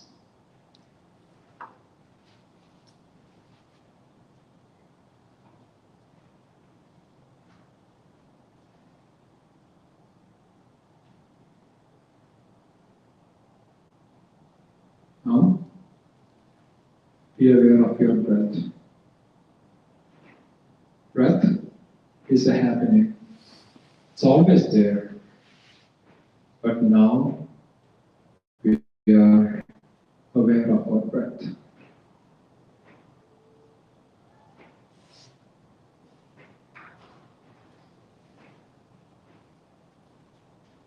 It's our best friend. It's our friend for life, literally.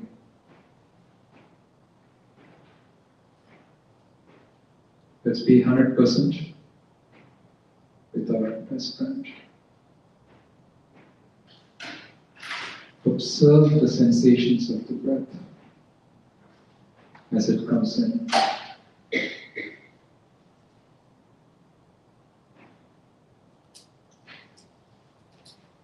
Can you feel the breath as it comes in through the nostrils?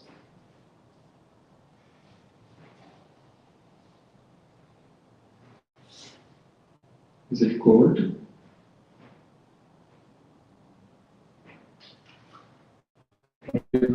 From both the nostrils, or is it happening through one?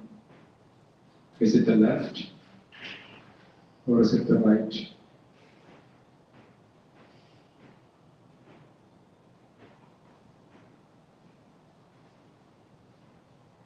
Or is it both? Observe.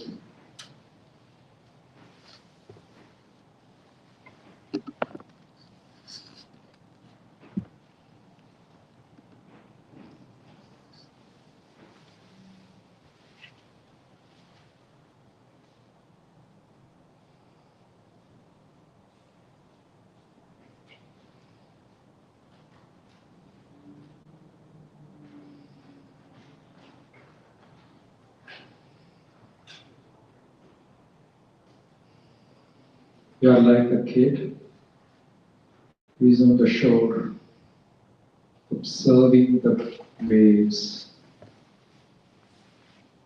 There is nothing which we need to do. No to-do list, nothing at this point in time. Everything can wait. Everything is perfect, just the way they are. Just perfect. Just observe the waves. Just like you observe the waves, observe the breath. The wave might be longer or shorter. Similarly, you might have a longer breath, a shorter breath. It's all fine, just perfect. Be with the truth as it's happening now. Surrender.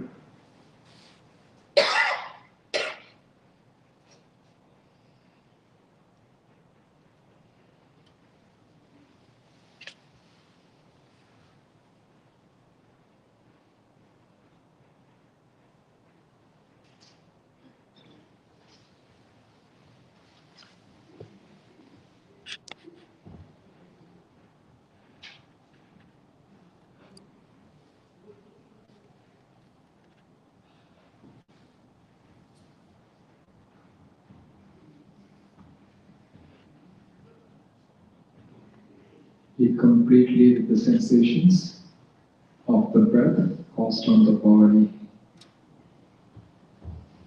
body sensations.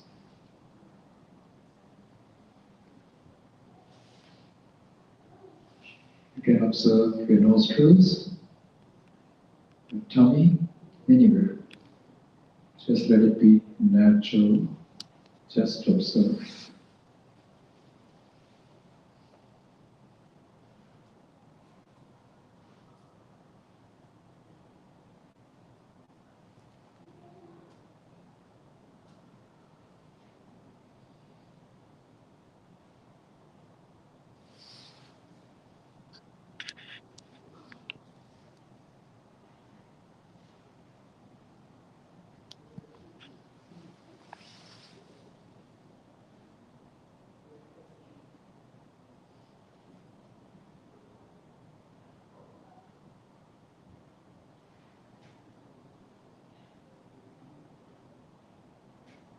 When we realize we are with a thought, that's also our awareness. Now that we have realized it, let's just bring it back to our breath. Feel the body sensations caused by the breath.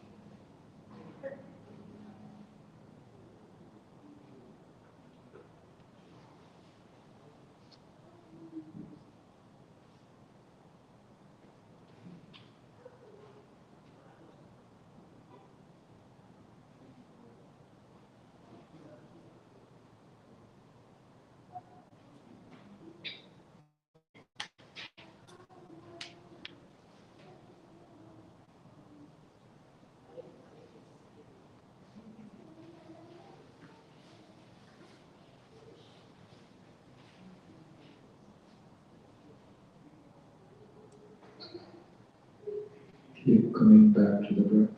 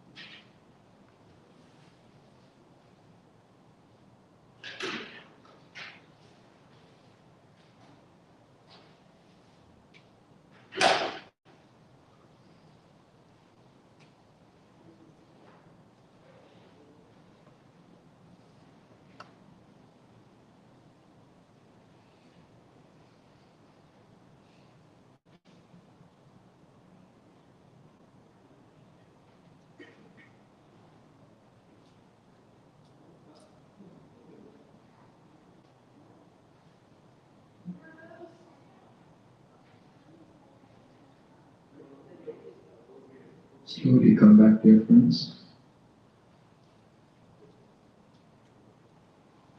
Now clasp your fingers whenever you're ready. Take your time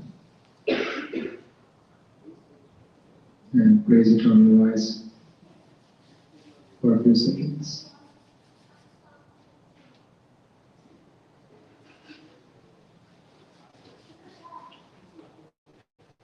Open your eyes with a big, big heart smile.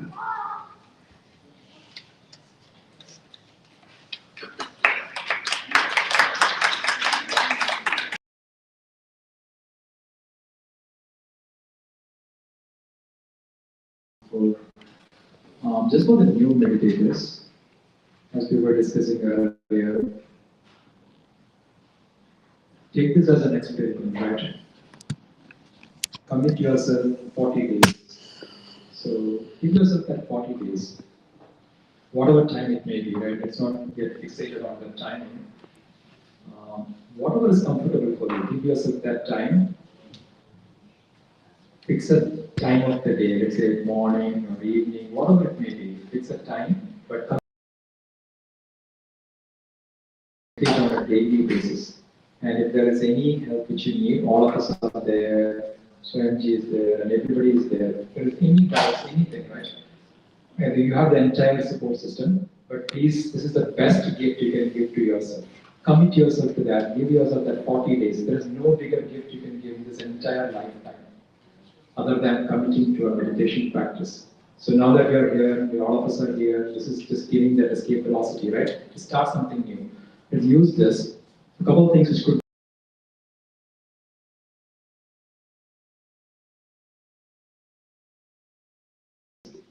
even if it is a small 6 feet by whatever, right? Small place. Fix a place where you can be there and nobody will disturb you for whatever length you choose. So fix that place and you can just, these things will help. Because ideally bedroom, probably better to avoid it, right? Because we get in, our mind is already tuned to this is a place to sleep, right? So most probably you are likely to sleep. So find a place, whatever it may be, where you can be comfortable and sit for a few minutes and fix that place, same place for about 40 days. And after 40 days, if it doesn't work, leave it. It is not, right? It's not, that's fine. We tried it. They told somebody said something, we tried.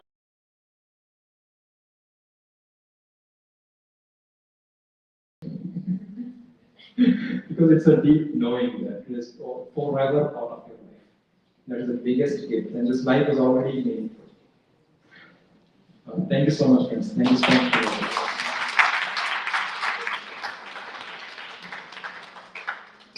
Thank you, Shubhuji, for the wonderful sharing and the guided meditation. To felicitate Master Shubhuji, I would like to invite Arun and Srinivas.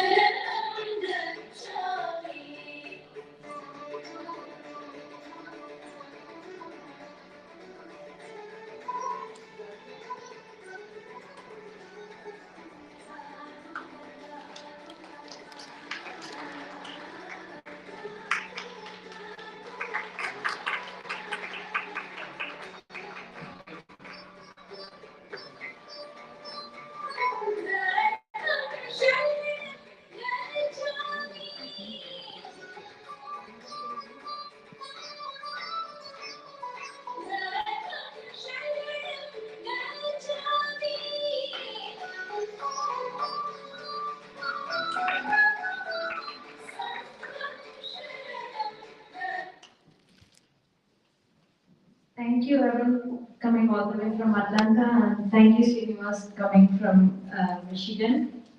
And next, let's invite Radhika to announce Rally Mega Meditation event.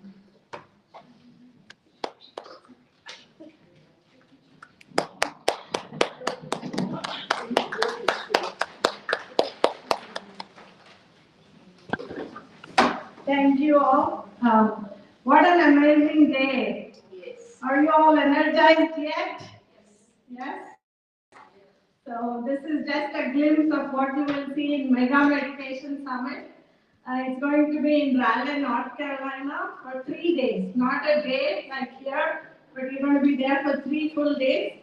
August 30th, 31st and September 1st. So please book your tickets and come experience exactly like a lot of wisdom sharing, and we will have masters coming from all over the world. We have masters coming from Australia, India. We have many pyramid masters. And then we're going to have live music meditation, just like how we have in Hyderabad. I don't know if anybody has gone to Dhyan Mahachakra in Hyderabad. It is done every year for 10 days. Almost like 50,000 to lakh of people come there. So you can imagine the energy there. So a lot of energy, you will be energized. And there will be a lot of stalls for you to explore, everything related to meditation and books. There will be a lot of spiritual books for you to buy. And then there will be fabric food, and we will have hotel accommodations for you. You guys can book. And yeah, just like how you go to some Teerth Yatra and things like that in India. So here, come to Dhyan Mahachakra and experience the spirituality. Yeah, it's a free event. Shibuji is with Raleigh team, and we are the host, but all PSSM masters are behind the scenes. All PSSM masters are working. Yeah, it's one team. We just happen to be in Raleigh, that's all. Yeah, please, all of you book your tickets and come. Yeah, I mean, I think we've covered pretty much everything. The only one thing that I would add is it is a celebration, right? It's exactly what. Right? No, that's not what it is. You will experience it. You will experience it. It is a celebration which you will live for 3 days, right? That is what it's going to be. It's not going to be a boring thing where you hear a bunch of things and you just meditate for some time, and it's not going to be that, right? It's a celebration. There will be a destination, right? You can choose. So once you want, there will be a lot of things, a lot of amazing people. It'll be 3 days. Last year we had one in Dallas where we did it for 2 days, and whoever was there, already know that such an amazing, yeah, such an amazing thing, right? And this is 3 days, and again, as you mentioned, something of this magnitude is given as a free service.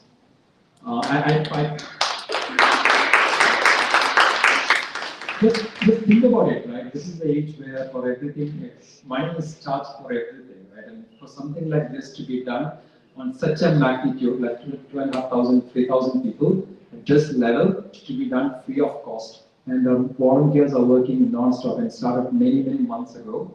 And it's coming into that time, right? I mean, all I would say is we are in this age, we all have this opportunity. I would highly encourage, all of us will highly encourage to use it and join this. It's the biggest gift, right? It will only strengthen our practice. Whatever we're doing will only strengthen it. We'll experience it. It's an experience, all I would say.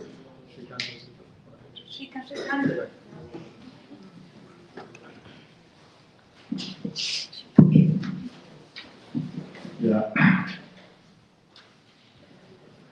How many of you visited Chardham? Gangotri, Yamunotri, Badrinath, Kedarnath, right? Those are called Chardham. Did anybody experience the Chardham? Why do you visit those places? Because the energy spots they provide, right? There is so much of energy there that when you go, you can experience that energy, right? And of course, we are far away from that. And for people who can experience that, can go still experience that. But that kind of an experience you will gain in this event. That much of energy you can experience in a way. So for people who have experienced that, they can see that the difference between Chardham and experience this, so that you can feel that energy. You can feel the celebration. That's what Shibuji was saying, right? So we have to be there to enjoy that and to feel it, to experience it. And of course, it is given free of cost, then why not, right? So I would request everybody to be part of it, take the advantage, and amazing feeling, my dear friends. And this year, apart from last year, we are doing that morning meditation, 5 to 7, which is a very, very key time And this will be done with the live music by Sanjay Kingi this time. He's coming.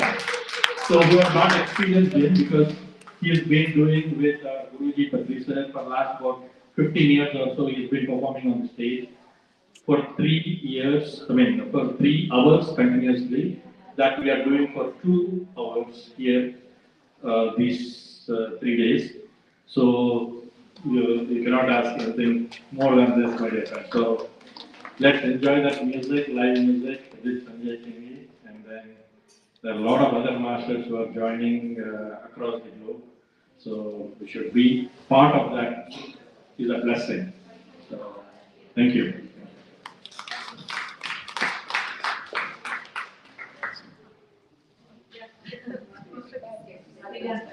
So I guess they have given all the information, friends.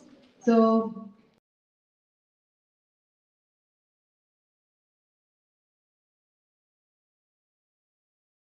and changing their life, transformed fully.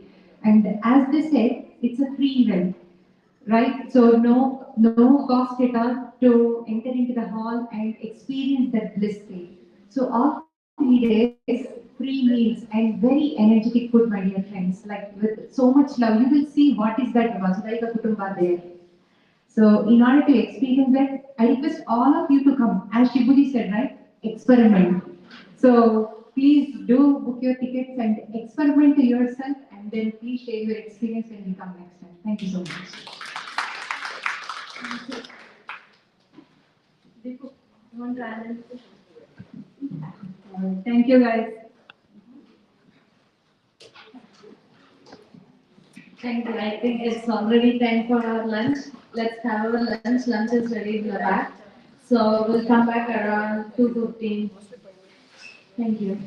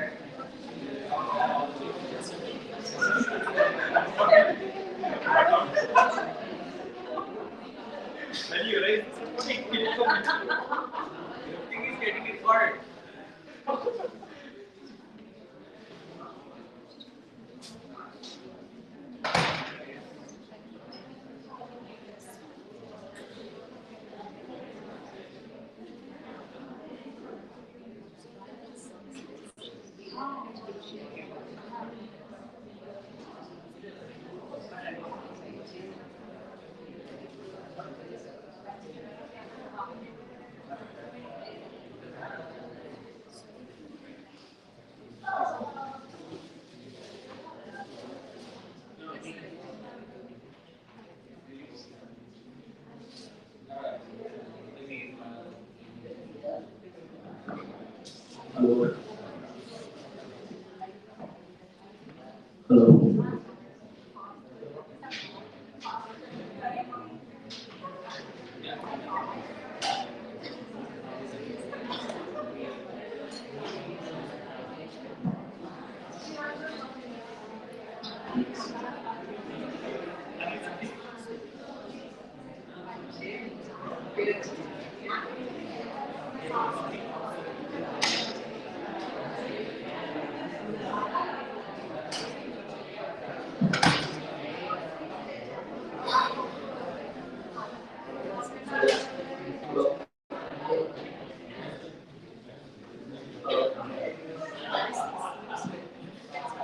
Hello.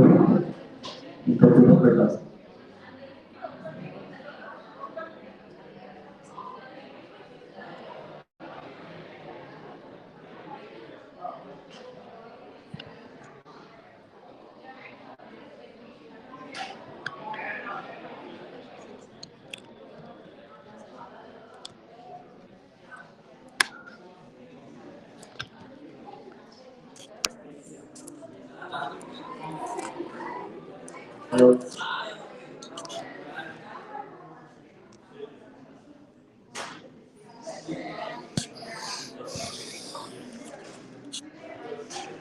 Hello. Okay, test 1, 2, 3, 4, 5.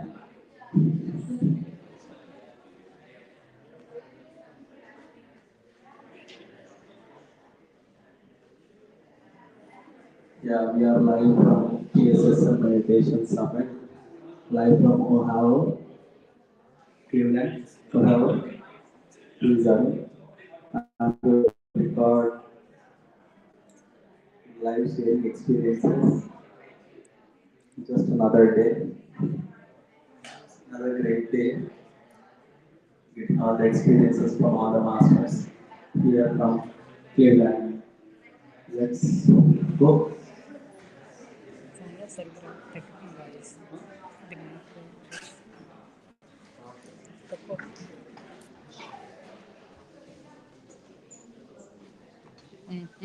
Working. Okay. Get me the voice. Is my voice good? Okay, Radhika. Hold on. I'm coming. Yeah, share your experience. How's meditation today in the morning? It was wonderful.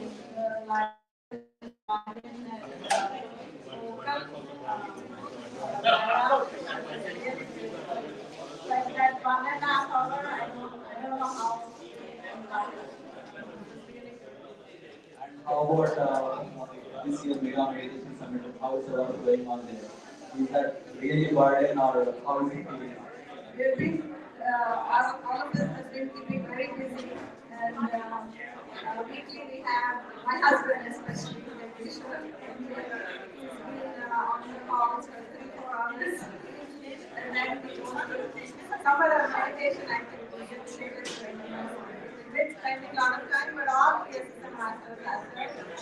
We're meeting every Sunday for an hour for all our days, but then within that week, all the leads are meeting.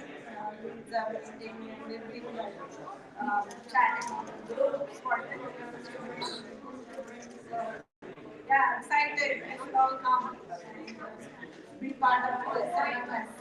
Definitely, definitely. Thank you so much. Is this going to be bigger or better than what we had from the last year? Yes, of course. We're hoping for that. And just like Sir said, Sunday is coming from India, so that is like there are no words for me to explain. It's amazing.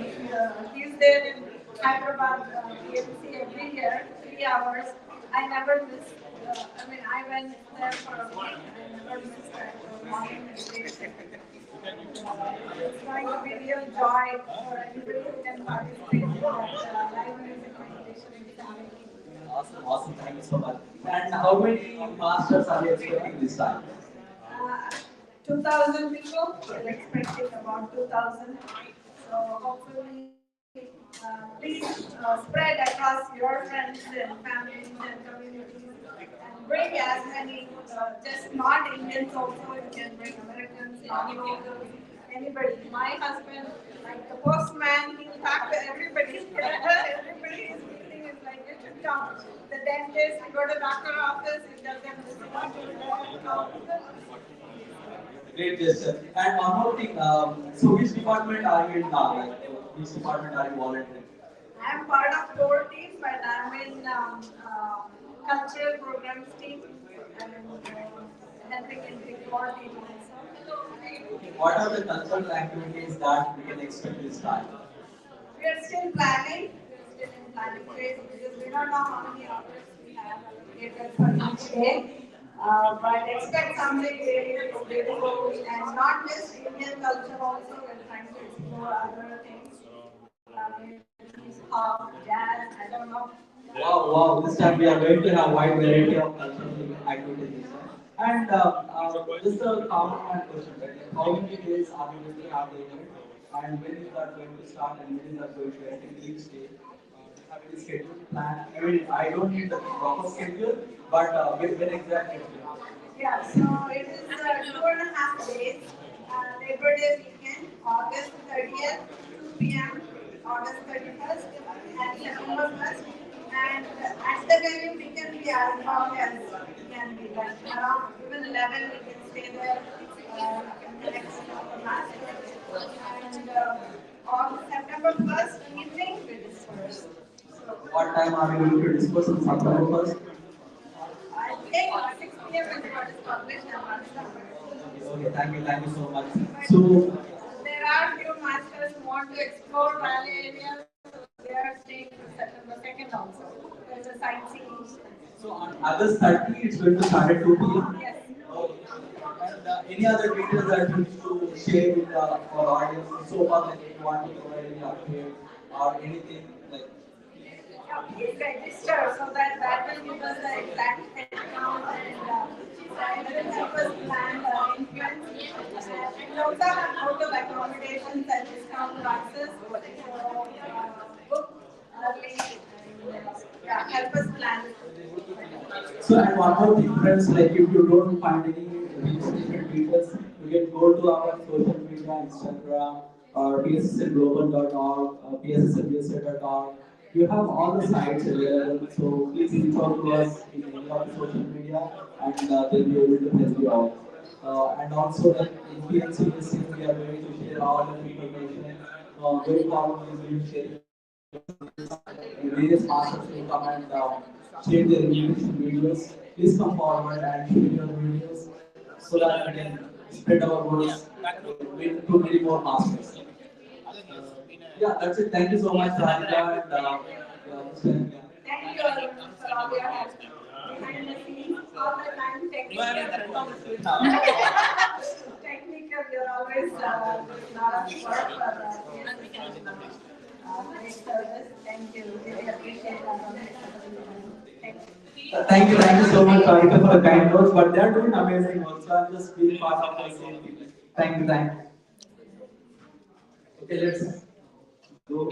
Yeah, go ahead. Yeah, definitely. Yeah. Okay, so while you're on the line, do you want to share anything about the event or anything about the meditation? I guess I am personally must have not here was this type of event. I was looking for something. I guess the thing that stuck out is its weight. I guess because when you're trying to experience something, you first want to see that I don't want to invest too much money and time, and you happen to be in it, so that's why I went. Wonderful experience. I guess I would like to go to the later and then see how it goes. So, like, So, couple of questions regarding the mega meditation summit that's happening this year. So, did you register? not yet. I mean, I just came to know about it. I was planning for another event from another organization, but never booked ticket because it's expensive and and obviously it needs time also. So I'm just thinking maybe I'll try this out and see because I guess I kind of little bit is spiritual, but at the same time I'm also skeptical. So I don't align to anything too easily. So that's why I guess I'll try to experience it. I feel like it's the right thing, but let's see. And one more question. Do you know where to register? Like, do you have all the details? Not really. Either I look online and probably the price and see what it is. Join this PSSM Mohavo group. Not yet. Third time planning to. So I think I believe like in that group you will have all the details And also we have pssmusa.org and pssmglobal.org. So you can just go there and whenever you feel like if you want to come, just go to those sites and you will be having all that information, whatever required for this invitation process. Thank you so much for this. Yes, thank you so much.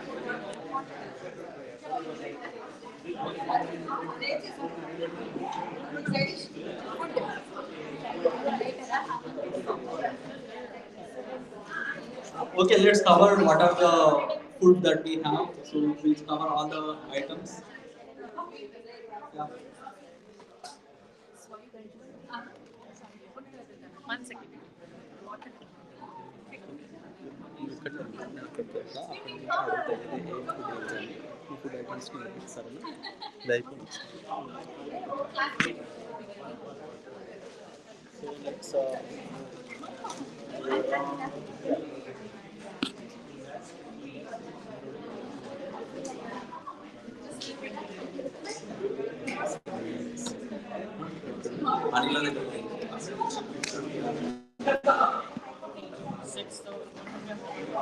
Okay. Okay, can you please, I'm just getting the video and I want to learn about the experience you had today and about organizing everything. Just tell your name and just tell your experience of anything about the event, please. It's okay, yeah, just give your name.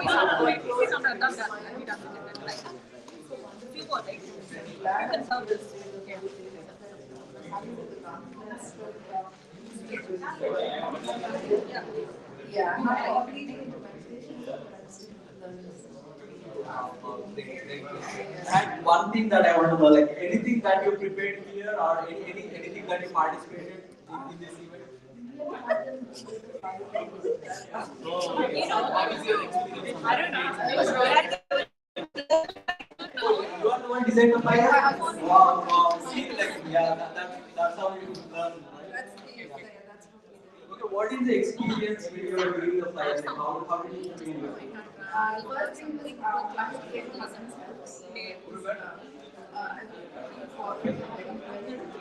I'm not much of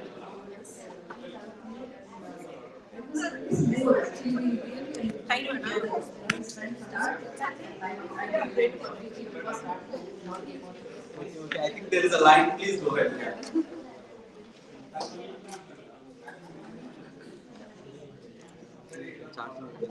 voice చాలా తక్కువ ప్లేకి project మనకు connect చేయడం వచ్చేస్తుంది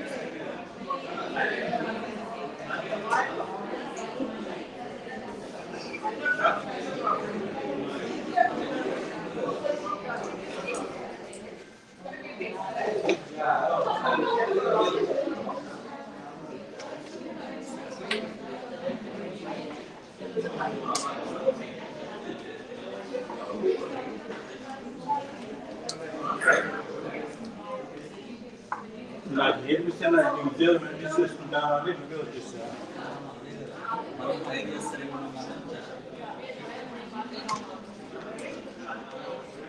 నాకు కలిగి ఒక ఆపర్చునిటీలో వస్తుంది కొత్తది నేర్చుకునేదానికి అని అనుకుంటే ఇప్పుడు సెకండ్ హాఫ్ చేయండి మీ పక్కన కూర్చుంటా మంచి మెడిటేషన్ మీరు చేస్తాడు మా Satish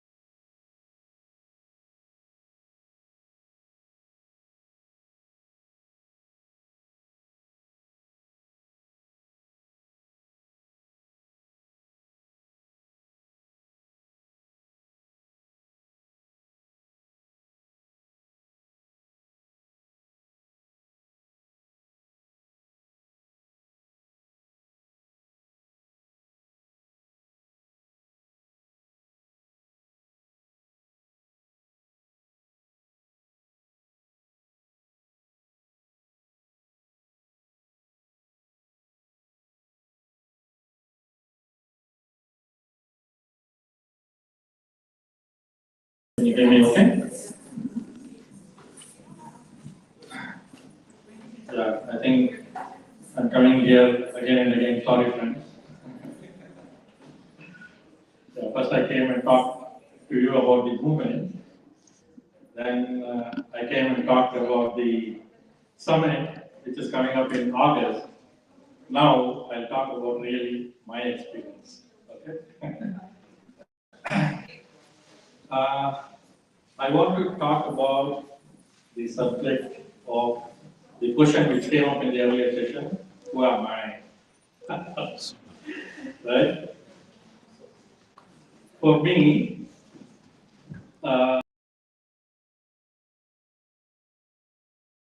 instead of knowing who am I,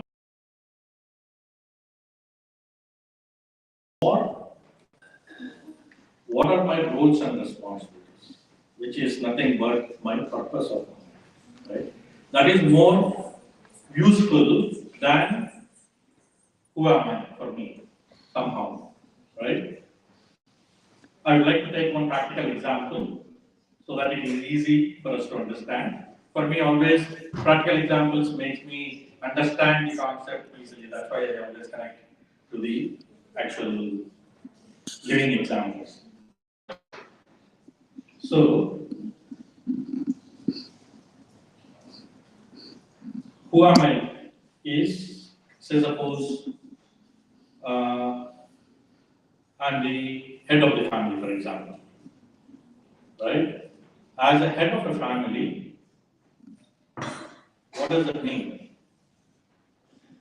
If I don't know the roles and responsibilities of being a head of a family, right? Now, say suppose of a head of a family, take care of the family, ensure smooth running, integrity of the family members, right? What else? Make sure they are also good. Make sure we are all integrated and work together on a specific task or a specific goal, whatever, right? Ensure the integrity basically of the family. Now, that same role, right? Head of the family. Now here in the US, what does that mean? Same thing, integrity of the family, ensuring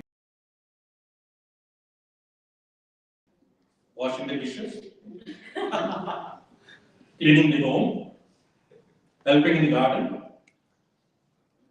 So these my roles and responsibilities change based on where we live. I'm unhappy doing all this as the head of the family and being here in the US. Am I feeling bad or sad doing those activities? No, right? Why? Because my roles and responsibilities change based on the position and based on the location where we live. Right? Now, if I take my roles and responsibilities of why I am here in this life, taken this body, if I know that, then nothing is unhappy because I have chosen to do that kind of an activities as how just head of the family doesn't define anything. It matters where the position is and what your roles and responsibilities are. So we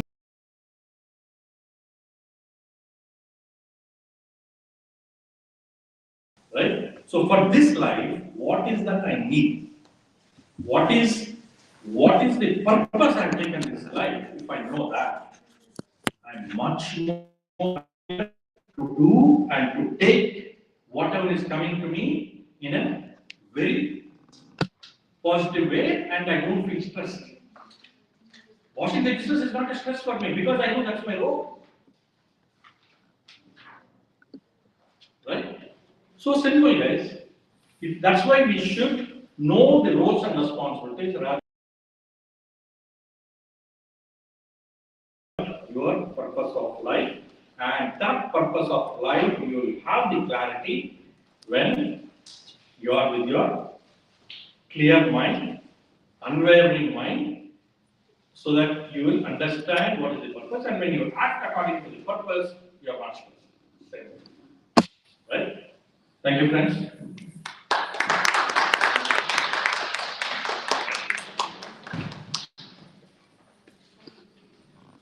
Hello friends, my name is Radhika. Radhika Navamarka. I come from North Carolina. I just wanted to share a little bit of my experience and my journey so far with meditation. I learned my dad and mom, they used to go to Pyramid Valley and they learned from Bhattiji sir. So when my dad visited us in 2002, when I had my daughter, he visited us.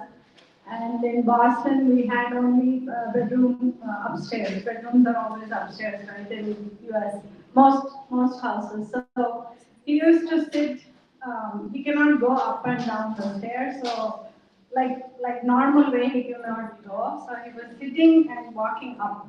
He will sit on one step, then go up again another step. So this happened, and then he visited us. So he had like back pain and neck pain for many years. Then he visited us again in 2012, 2010, I think. And then he was so energetic. He was going up and down the stairs like a kid. And then everything had changed about him. He used to be a little bit serious, and that's how I always had remembered him. And then I was seeing my dad, totally different dad. And this was all because of meditation. He was only thing he had changed in his life was meditation. So a lot of like health benefits are the first thing you will see, I think, with meditation. So there's like always physical wellness, and then next is mental wellness and emotional wellness. That's what you will see. You will just become better version of yourself. That's what I would think always. That's what happened to me too. So I was at a stage where I had young kids and I had to go to work and balance at home, everything. So it is very hard, especially for women, because we take on a little bit more than men. And so it was very challenging and frustrating for me at that time of my life.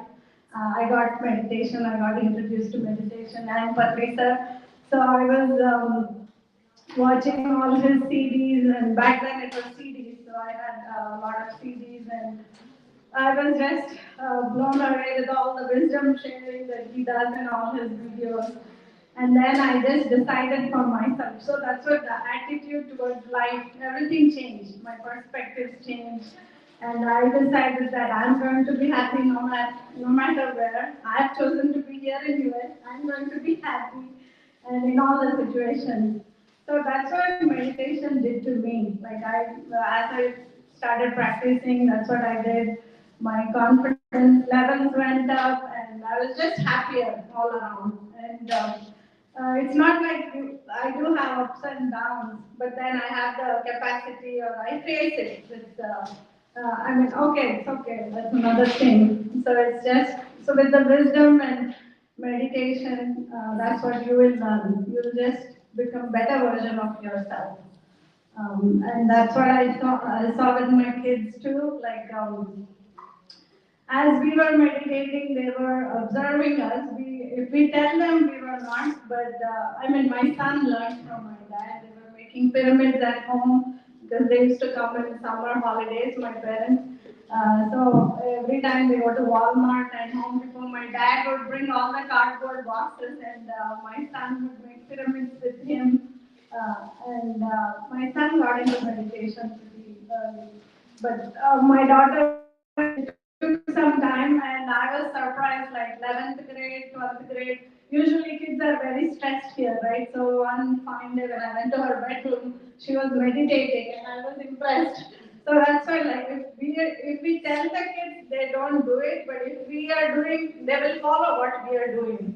So if you are meditating, then your kids will also start meditating. And then now my father-in-law is here from past 6 months. He is also meditating every single day. and he loves it. So we are glad that he was able to spiritually grow, and he's been reading a lot of books also. Um, yeah, so meditation is very easy also, it's free of cost, anybody can do anywhere. And like Shibu sir said earlier, it is your experience. You don't believe in anything anybody says, but it's your experience. That's what counts. Thank you. Thank you, Radhika. Thank you, Shrikant. That is really wonderful experience sharing. As Radhika mentioned about pyramid and not shared about the pyramid energy. So this movement is all about pyramid. So meditation is already there. Everybody's practicing meditation, breath meditation, everything is there. But why Patrici added pyramids to this society, right? So the pyramid has great powers to it. So how does it come into this understanding? By reading a book called Pyramid Power by Bill, and then in that book, so they have gone to experiment on Giza pyramid just to know like what kind of structure it is and how it made and all, right? Everybody is so curious about to know about Giza pyramid. And then when they went there and they took a permission to stay overnight there. And then when they stayed there, during that sleep, so many things happen. Their understanding changed, and then the new things are coming into their understanding, and the perception is changing and whatnot, right? So many beautiful things happen. You must all read this book. So after reading that book, and also they did like the Bill and the other guy, they both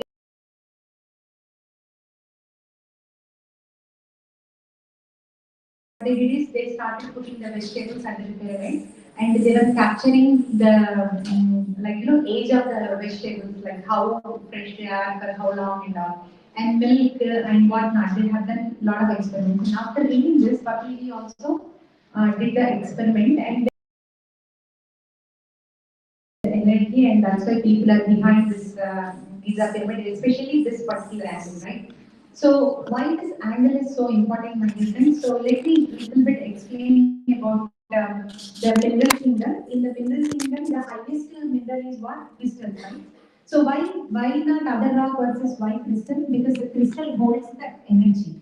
The crystal holds the information which can help others to evolve. So that's why crystal is so famous. Let us come to plant kingdom. So in the plant kingdom, highest plant is tulsi, right? So we all pray tulsi. Why tulsi is so important? We have so many wonderful herbs and trees, right? Why tulsi is important? Because the tulsi is very simple and yet it holds the information and it's aspects of it and then it is going to help others. So just look at the pattern. So they existence is helping others. That's how they want to evolve and enlighten souls. So in the middle kingdom, crystals are enlightened beings. In the plant kingdom, tulsi plant is. That's why we all pray tulsi.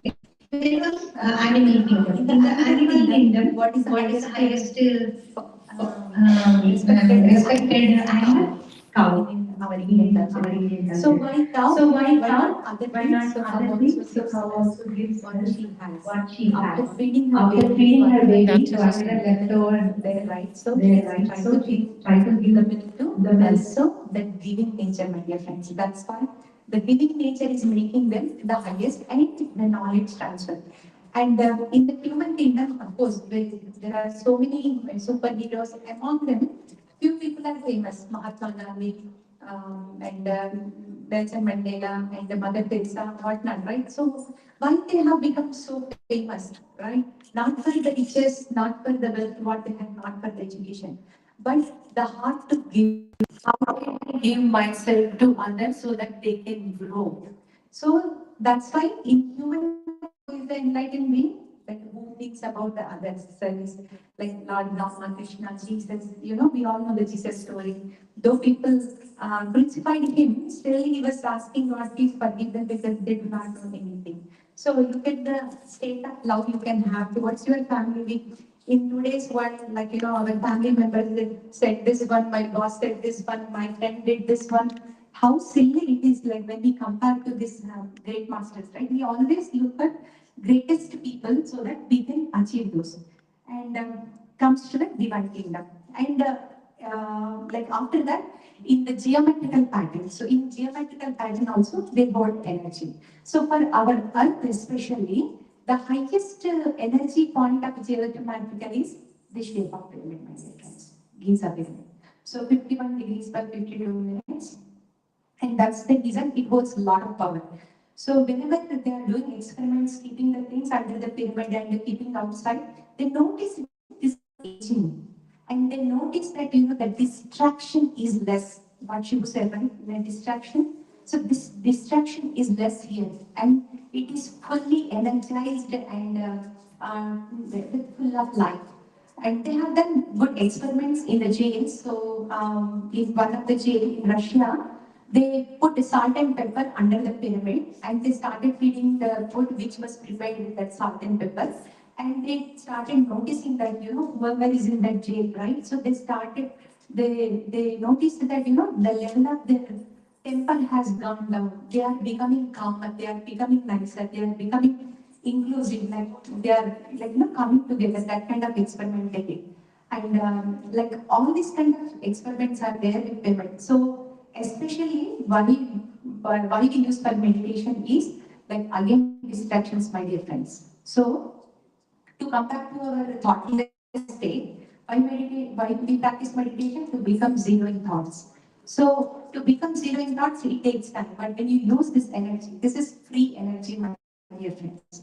So when you use this free energy, you will come to the thoughtless state much easier and much faster. So when you are in that thoughtless state, of course you feel like to be in that bliss, and of course you feel like to do more and more meditation. And there you go, this tool is helping you. And also it is increasing the focus and memory for kids. So in India, in Russia, in many places, what they are doing is they are putting the pyramid tabs when they are doing homeworks, they are hanging on the beds and wherever, right, the pyramid evolve ourselves. So usage of pyramid is so important, my dear friends. Wherever the pyramid is there, in even our Vastu Shastra also, pyramid has a lot of meaning to it. So in olden days, they used to hide a pyramid in the home so that like whatever the construction defects and during that area, if they the insects and whatnot got killed and whatever, right? So to prevent all those kind of negative effects, they used to keep the pyramid inside the house.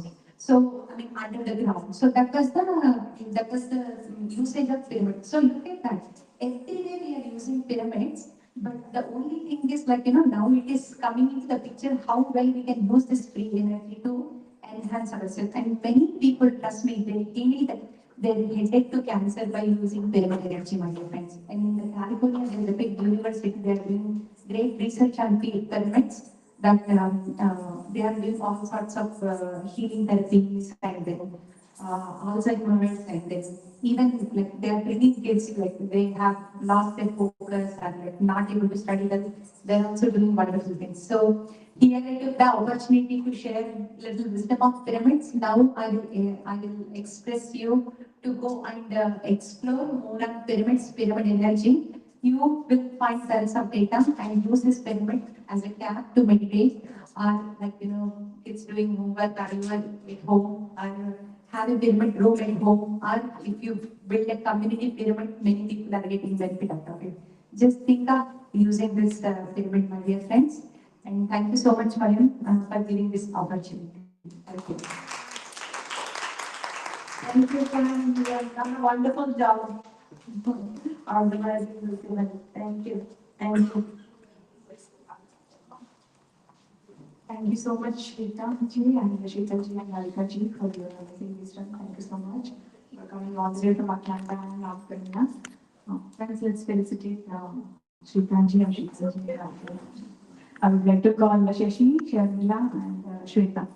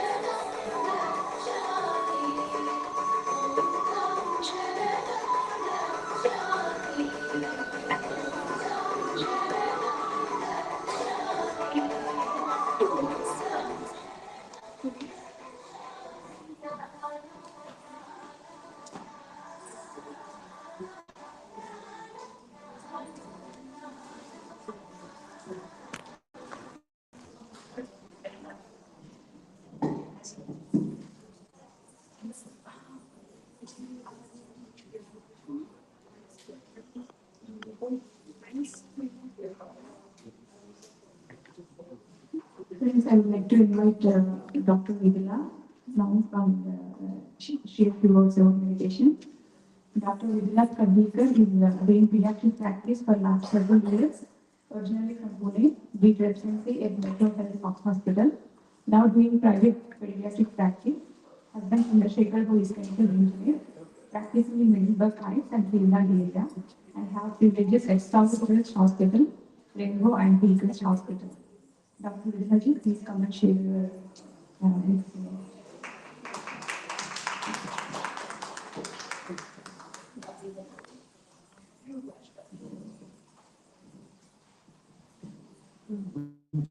Hello everybody. I'm a friend of Swayam and you see you got very all.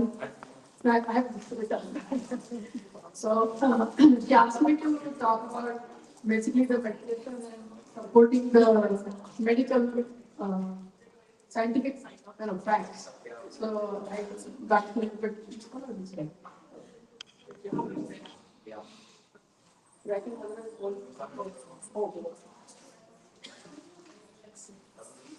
దగ్గర పెట్టాలా ఇదంతా వస్తుంది పర్లేదు వెనకలంతా ఇంకా కొంచెం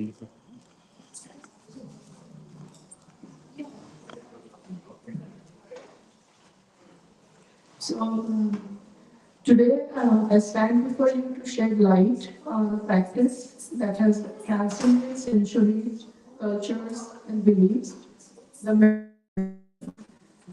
Beyond its spiritual connotations, meditation has emerged as a scientifically proven tool for enhancing well-being, improving mental health, and even boosting physical health.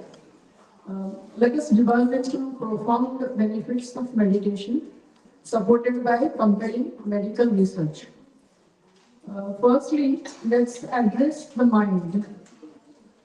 In our fast-paced lives, filled with stressors, anxiety, constant mental chatter, finding peace seems elusive. However, studies have shown that regular meditation cultivates a state of deep relaxation and tranquility. Research conducted by Harvard Medical School indicates that meditation triggers relaxation response, which counteracts the harmful effect of stress on the body, leading to reduced blood pressure, lower heart rate, decreased levels of stress hormones such as cortisol. Furthermore, meditation is not merely about quietening the mind, it's also understanding it. So medically they have actually done studies with MRI scans they have revealed that meditation induces neuroplasticity. What neuroplasticity means? The brain's ability to recognize and form new neural connections. This leads to structural changes in areas associated with self-awareness, empathy, and emotional regulation. Consequently, practitioners experience improved focus, enhanced cognitive function, and greater emotional resilience. Moving beyond the mind, let's explore the impact of meditation on the body. So, chronic inflammation lies in the various roots of ailments. So, we know from cardiovascular system to autoimmune disorders like thyroid, rheumatoid, all those autoimmune disorders. Remarkably, studies published in renowned medical journal like JAMA they have shown that the mindfulness meditation can alleviate inflammation by modulating actually gene expression and reducing the inflammatory markers in the body. This not only enhances the immune function, chronic diseases. So, moreover, the benefits of meditation extend to our very sense, our cells. So, they even studied going all the way to the cells. So, it's called telomeres, which are the protective caps at the end of the chromosomes. They are very crucial for cellular health and longevity.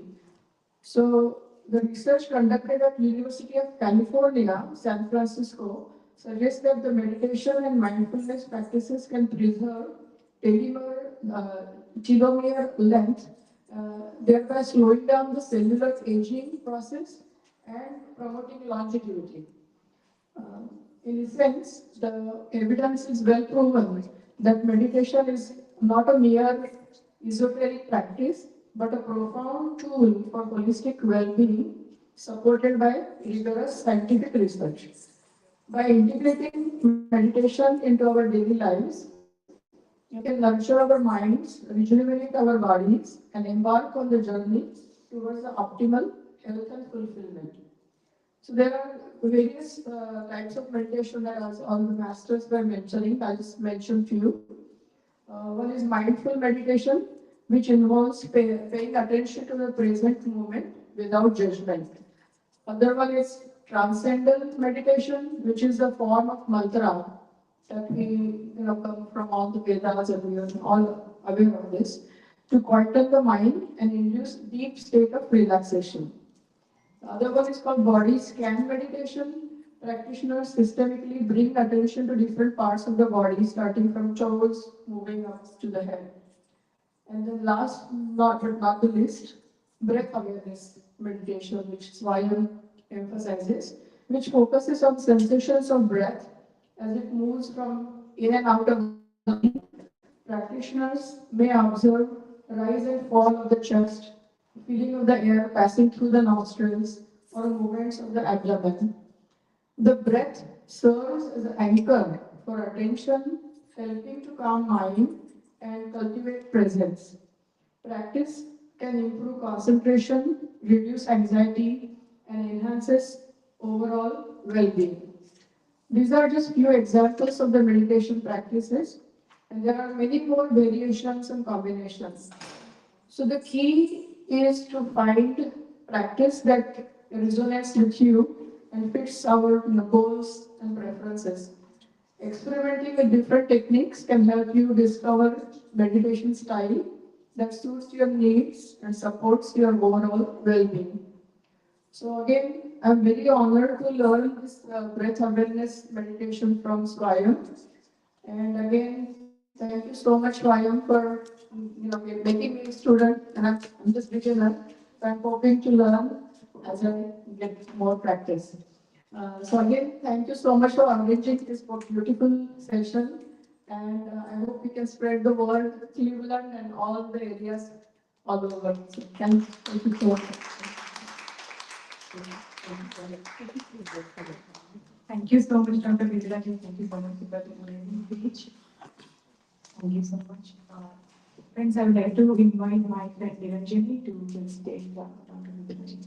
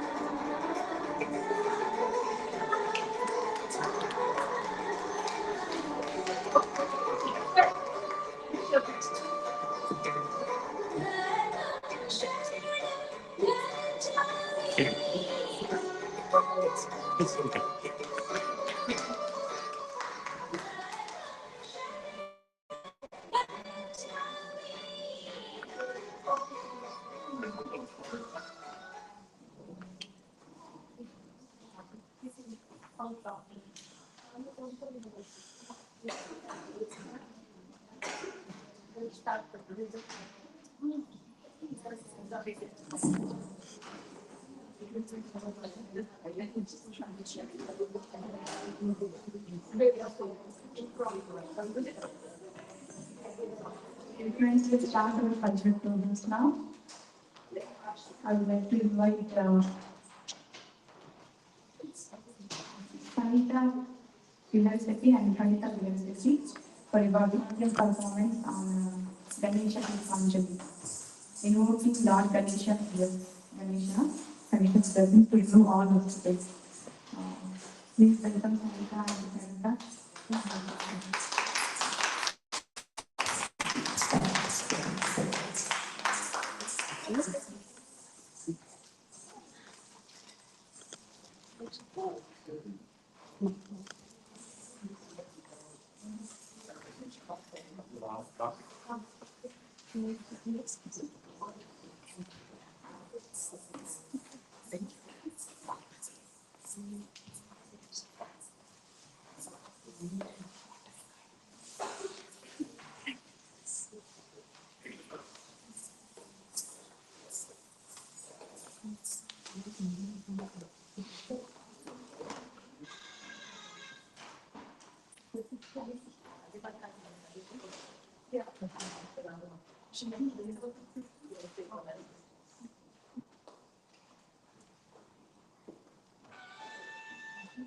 No, that was the only one.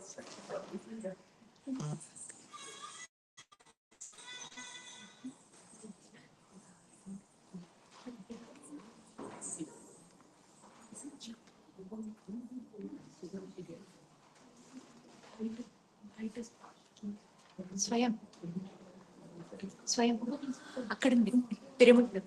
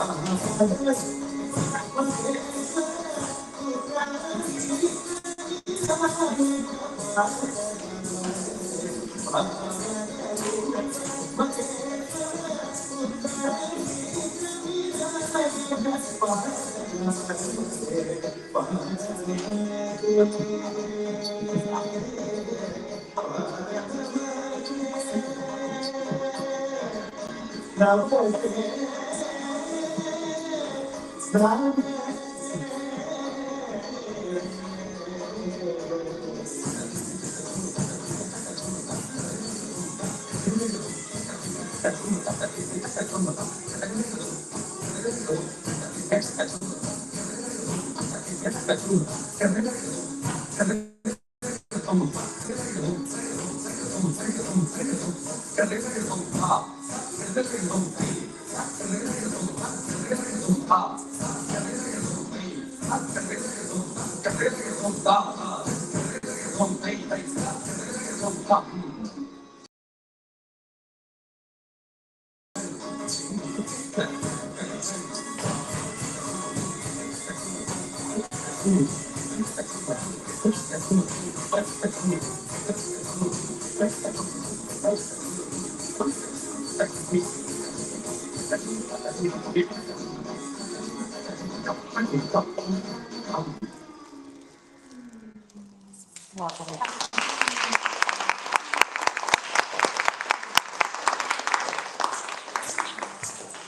a beautiful performance, Anita and Sarita. Thank you so much.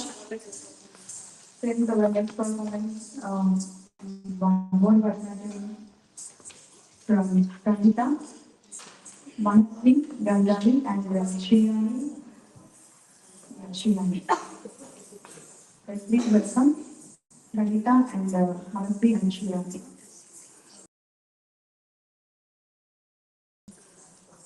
Natasha Kaur.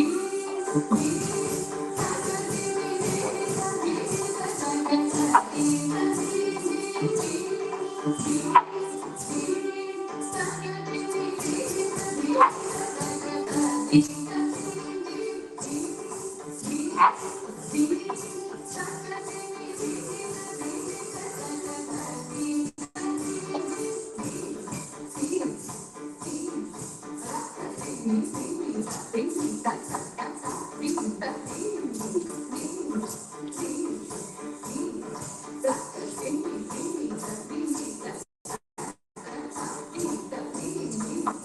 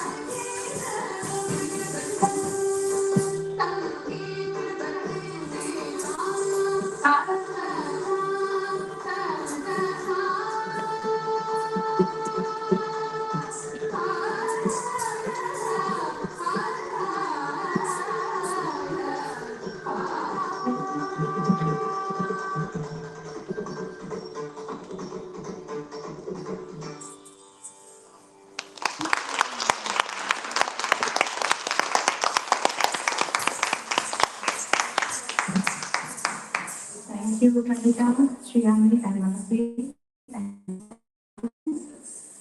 Here we have a next performance is a song, Bhavayali Vairama, by Riya Anand, Trisha Anand, Asya Vakina, Sangeeta, and Kanika. Please come to the stage.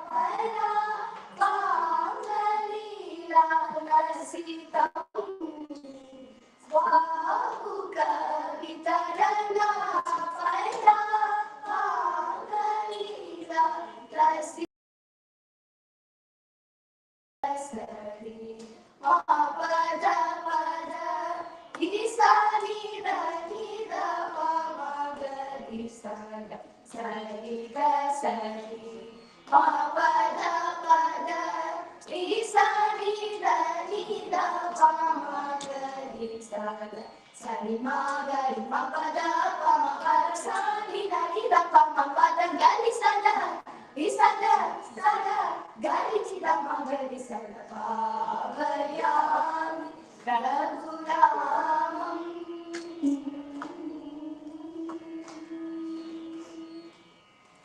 Hidakaravaya hidakam, vidyarami sudasana, vanarachita subhahuga. Paramahaya Pavanam Nirakaraya Vilakam Vidyakari Sudasavana Vanarashita Subhahuka Paramahaya Pavanam Anakami Shantavavandam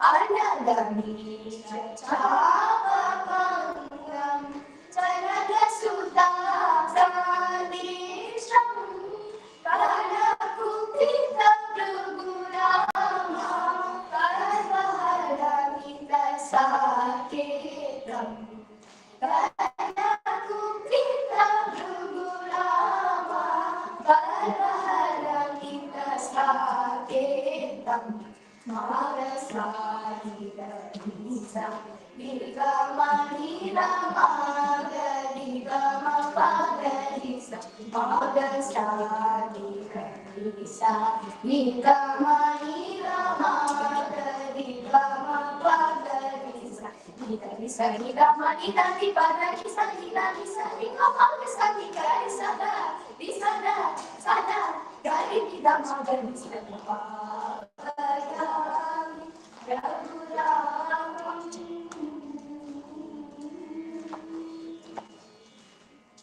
Vigita Abhishekta Vipinadatam Aryavacha Vigita Abhishekta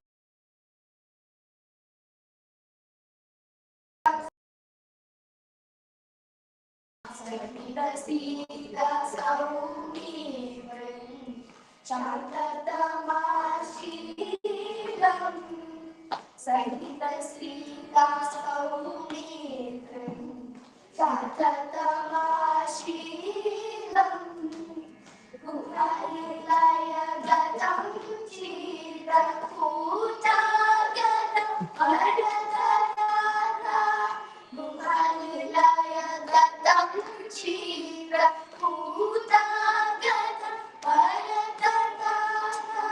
Mahitaratta Maya Paduka Madana Sundaram Mahitaratta Maya Paduka Madana Sundaram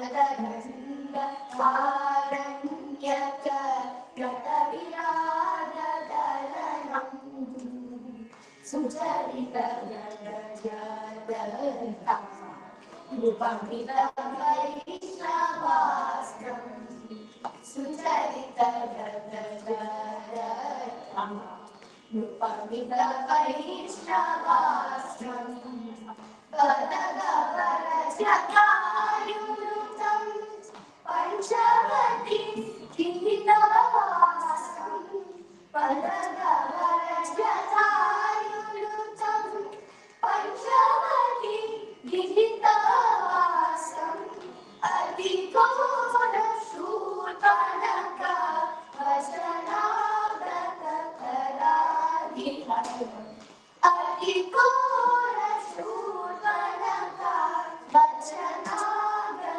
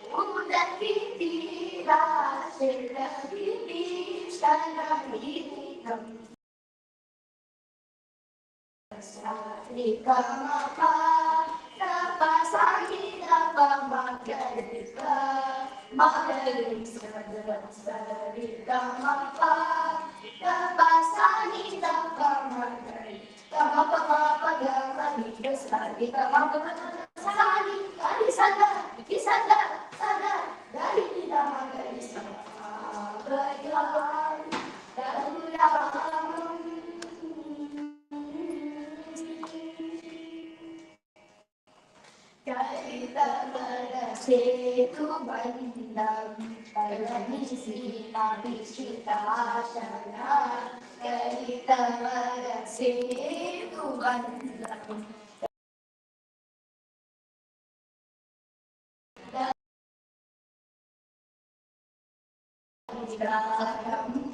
अभिधीरम करणपुरुषकण्ठविदारम अभिधीरम जनपूर्णकजनकसुता सहितया दसाकेतं जनपूर्ण जनकसुता सहितया दसाकेतं विलसितवरदाभिषेकं विश्वपालं पद्मनाभं विलसितवरदाभिषेकं विश्वपालं पद्मनाभं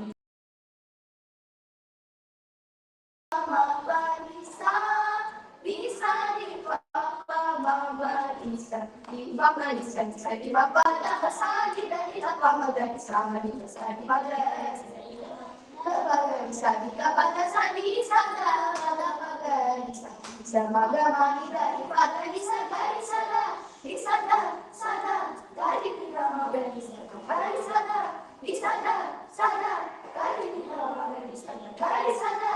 Di sana, hari kita mabarisa, bayar lagu-lagu, bayar subuh-malam, bayar lagu-lagu.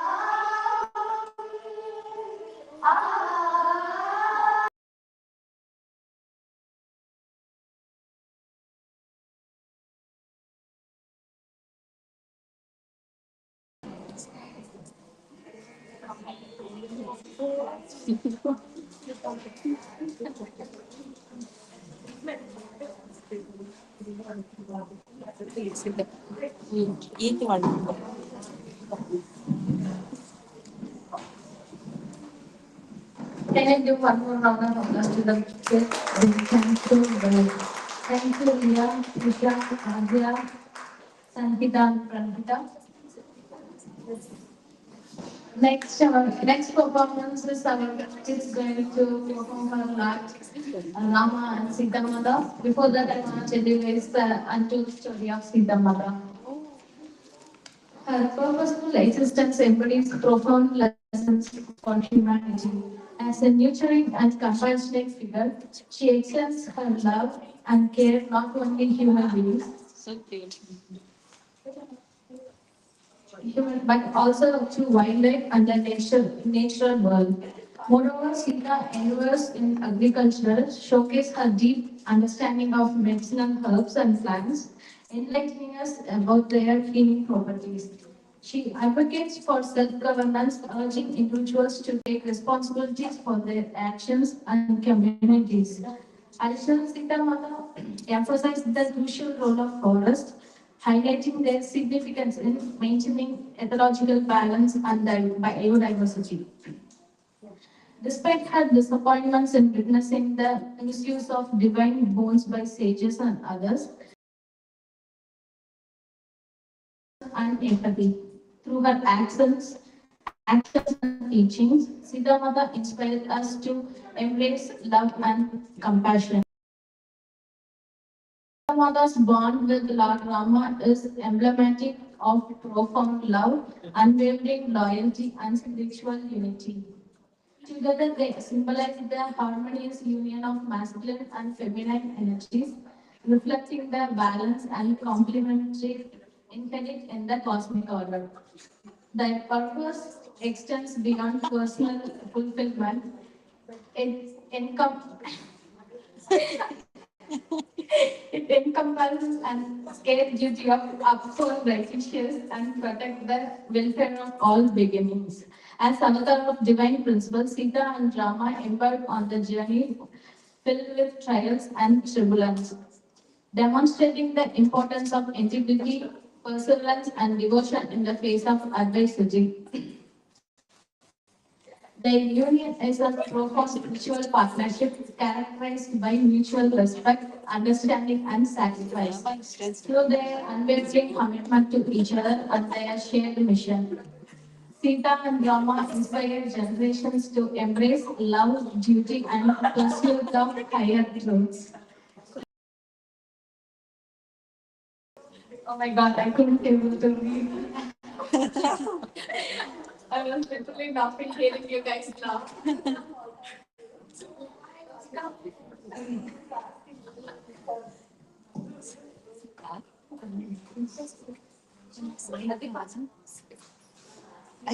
Jai Shri Ram. Okay. No, no, that's all, huh? Okay. I was thinking of maybe. Performance ఇప్పుడు start. Start of huh? ఇప్పుడు start. తెలీదు.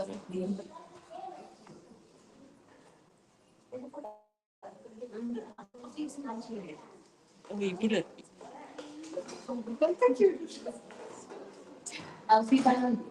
Sita Mata and Rama going to dance.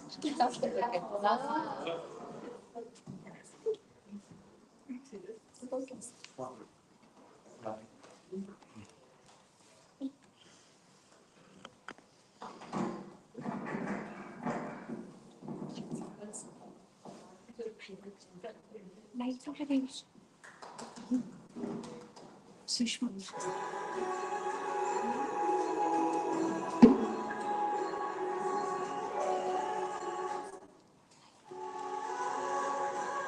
Anji.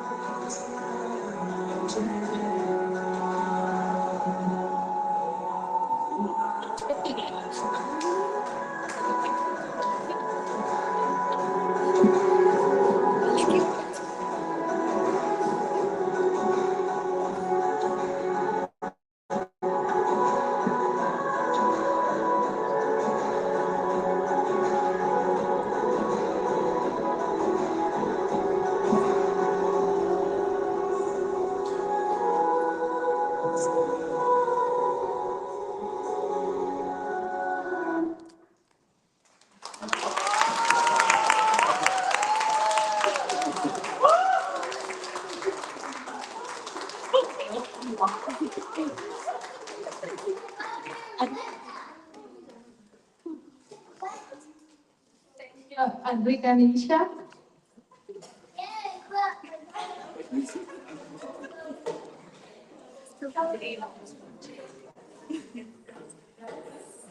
Our next performance is going to be guitar by Abhik Ashok. Let's welcome Abhik.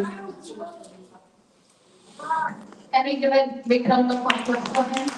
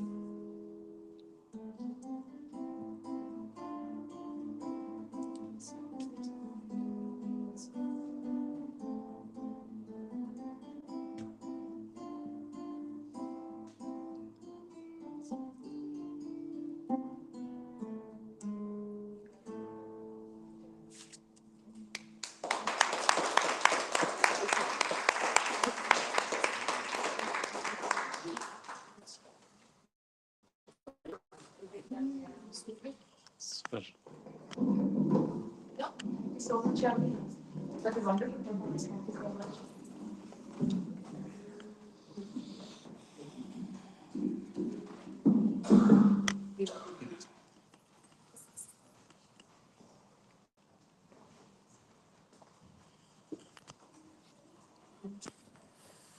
We are going to end our program with 10 minutes of meditation, friends. I want all the kids to come here and sit for meditation, please. All the kids, please come to the stage.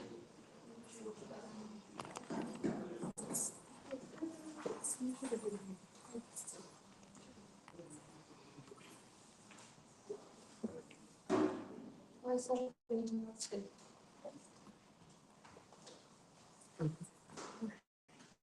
Oh. Just like space.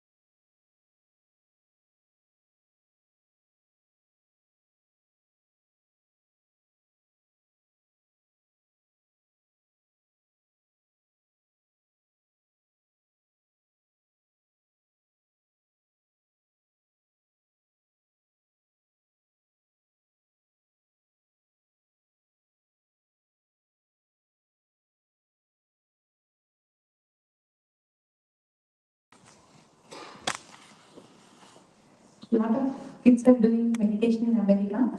They are practicing meditation for 5 minutes every day, and they are seeing their scores are getting higher and higher because they can capture the concept so easily, and memory is increasing, focus is increasing, and they're able to understand easily the difficult concepts, right? So it's very important to practice meditation every day, and you will be faster in learning anything.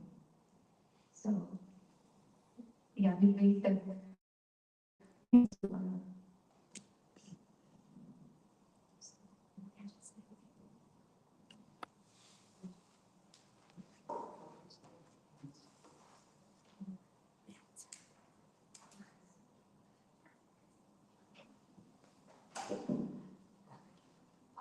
You want to share how did you enjoy dancing here and singing here? Yeah, just you all share, okay? Meanwhile. Okay, it's okay. Yeah. Uh-huh. And it was fun. Doesn't work. It was fun. It's fun. Wow. It was fun. 100%. It's so fun. It was good. It was fun. It was weird. It was nice. It was good.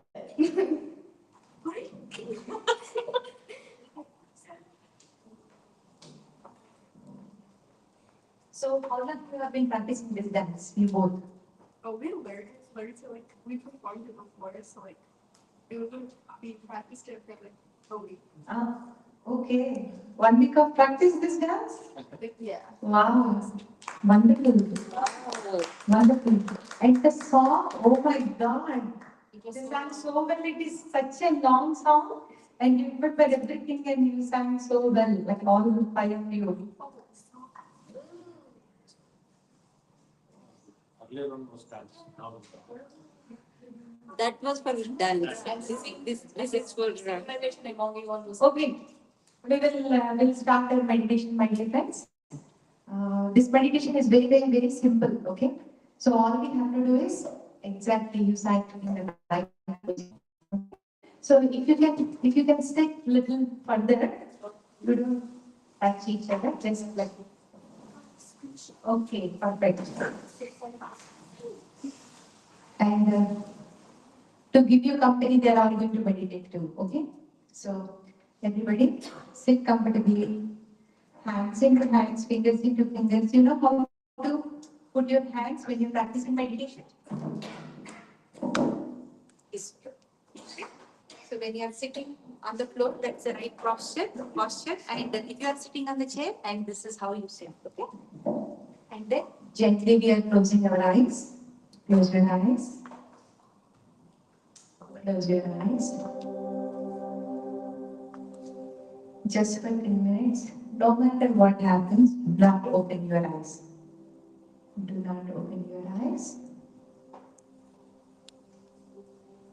Take 1 or 2 deep breaths to relax yourself.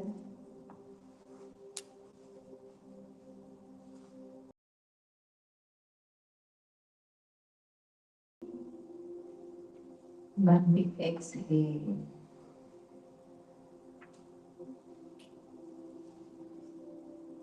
Now, relax your body and observe your simple breath.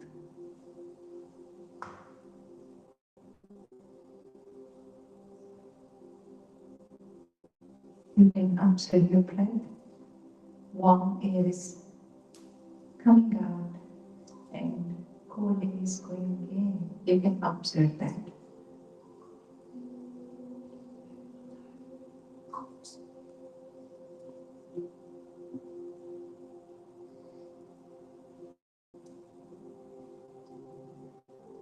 How's your breath?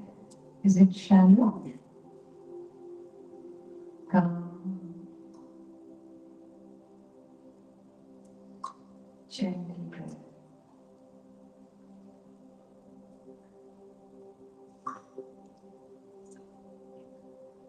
Be with your breath.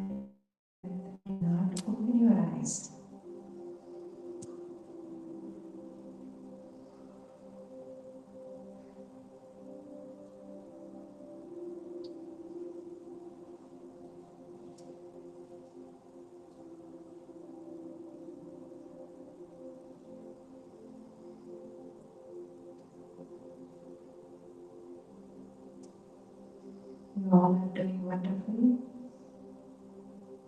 Be with your breath.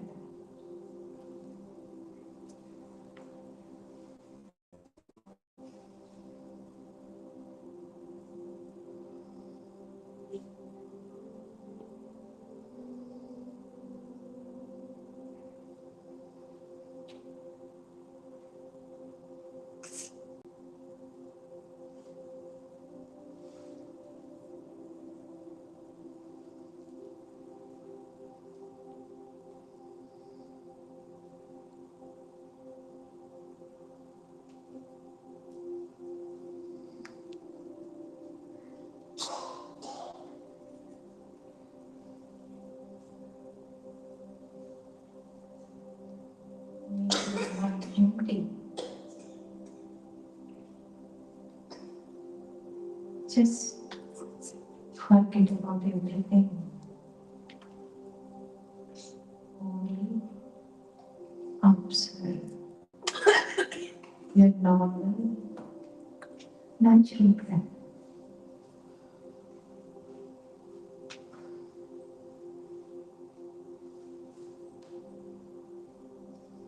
You guys are doing wonderful.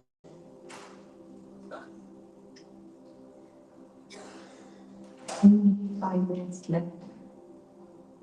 Be with your breath.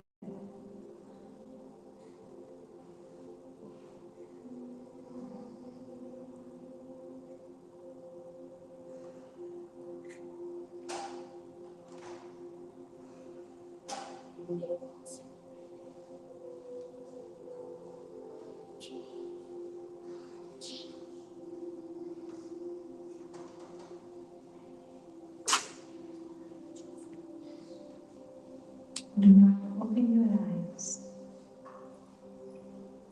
Let's see what happens when we close our eyes. Observe our breath.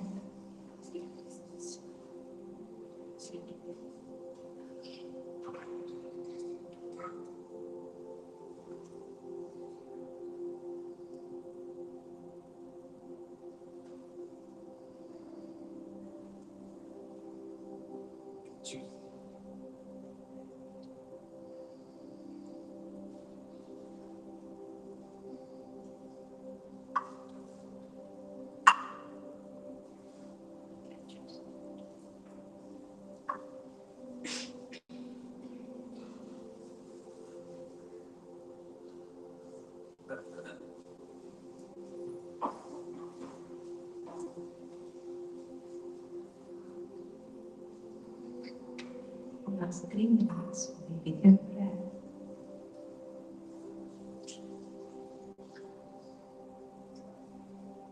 If you practice meditation every day, you will be good at what you're doing. Dancing, singing, playing sports, studying.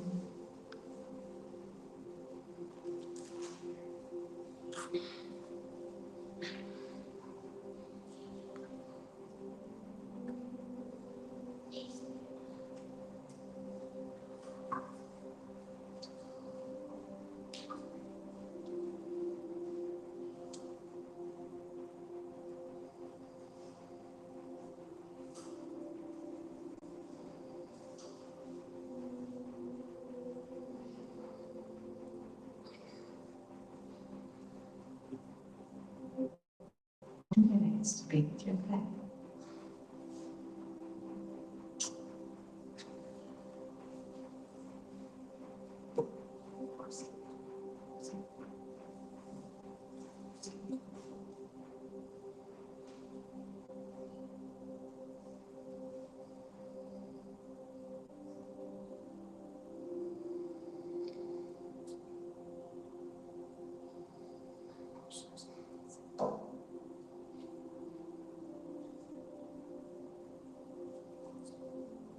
Let us take this 1 minute to express gratitude to our parents,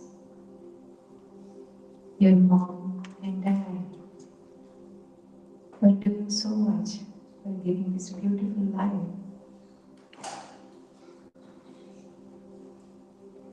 Express gratitude to all your teachers,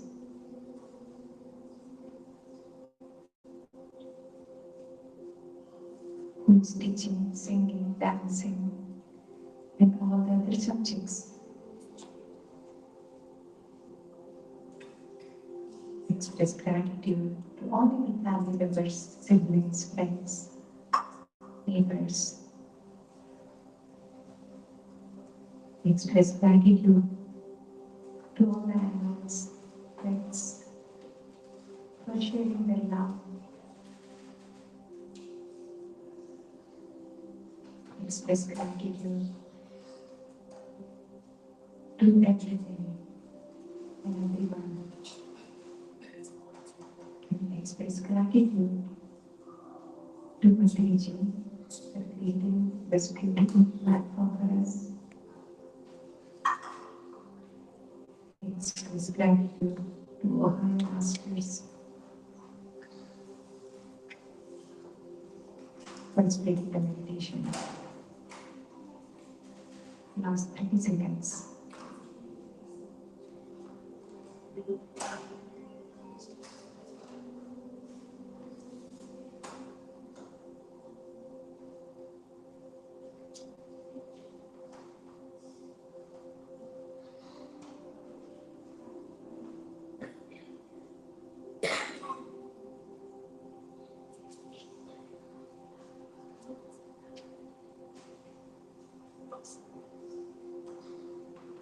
Last 10 seconds.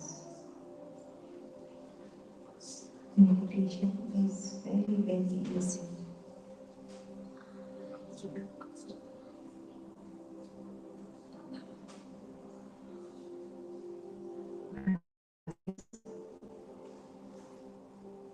Now, gently place your hands on your eyes before opening your eyes. Place your hands on your eyes for 5 seconds. 5, 4, 3, 2, 1, 0. You can slowly remove your hands and open your eyes. Thank you.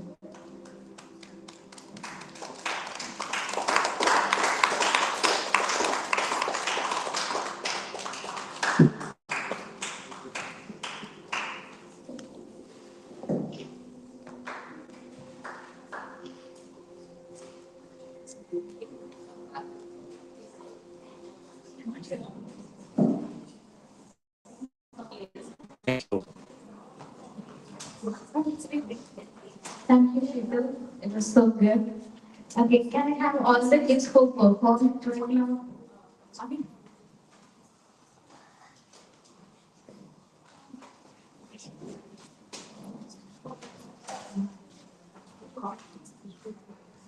Crack. Come there. I would like to call Sushma, Anjali, and Kids. Karna There. to give the gifts to the kids. Go there.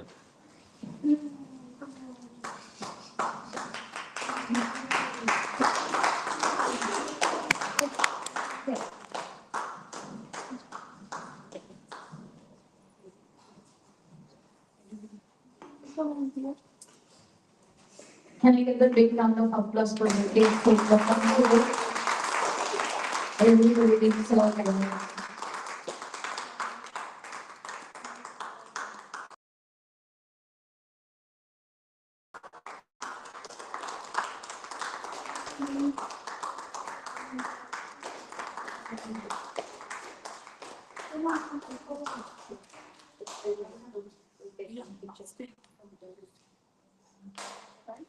Hey. Smile, please. Smile.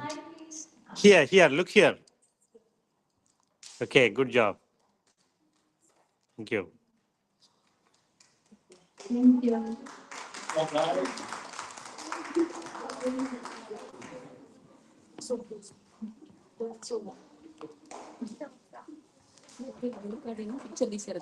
దీంట్లో ఉంది recording మళ్ళీ ఆడ తీసుకోవాలి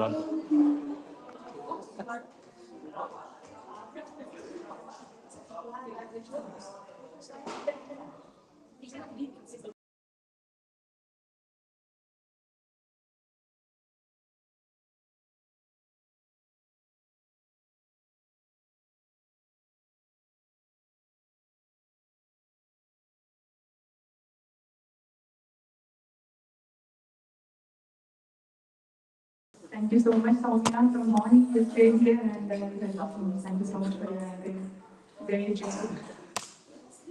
In a short time, she prepared the beautiful song, and I just gave her details. 2 days something. I was out of town, so it was like in 2 days. So I just gave her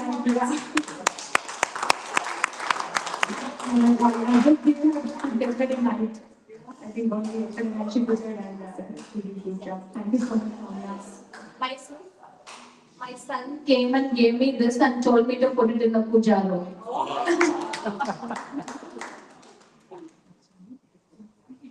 I want to thank everyone from the bottom of my heart for supporting this event. I want to thank all the ladies from Atlanta, North Carolina, and the girl from Michigan. I want to thank everyone. Yeah, in Boston. Thank you so much. I want to thank all my friends who helped me in cooking food and arranging decorations, everything, and creating flyers. I want to thank each and all of my friends. Supreet, I want to thank the kids who volunteered, my son and more kids from morning there. Thank you so much. And Supreet, what do you think? My son, he was not interested, you do it is your event, don't ask me anything. But when I said from Atlanta, 8 people are coming and staying in our house, he's like, they're flying from there to attend the event. You don't disappoint them, mommy, you better choose me. Supreet, what do you say? How did it go?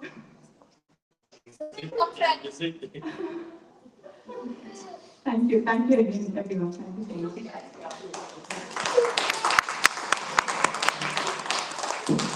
Okay, you want to say a few words?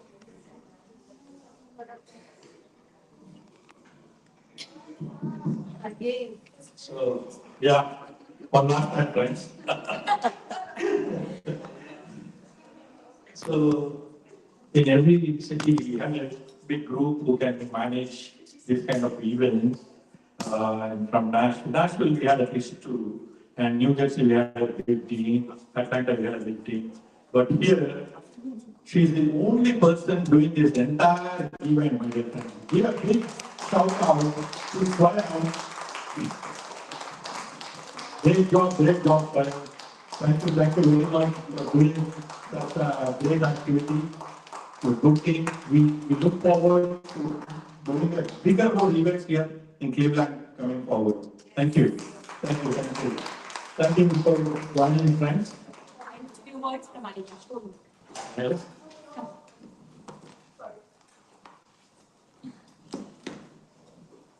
My better love, better words.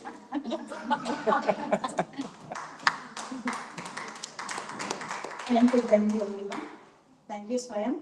It was a great event. Yeah, but I cannot say anything. But it's awesome. I enjoyed a lot in this event. What should I have to do? Energies. Yeah, that obviously it is Music meditation. Music meditation. Yeah, music was very good. From the starting to ending, it was very awesome and energetic. I felt a lot of energy in the first meditation when I sit here. Good, totally good. Great for this evening. Thank you. See you all again in next event in Cleveland. Yes. We don't have to move. You will take care of me. Manjeswa? But thank you for staying on. Manjeswa?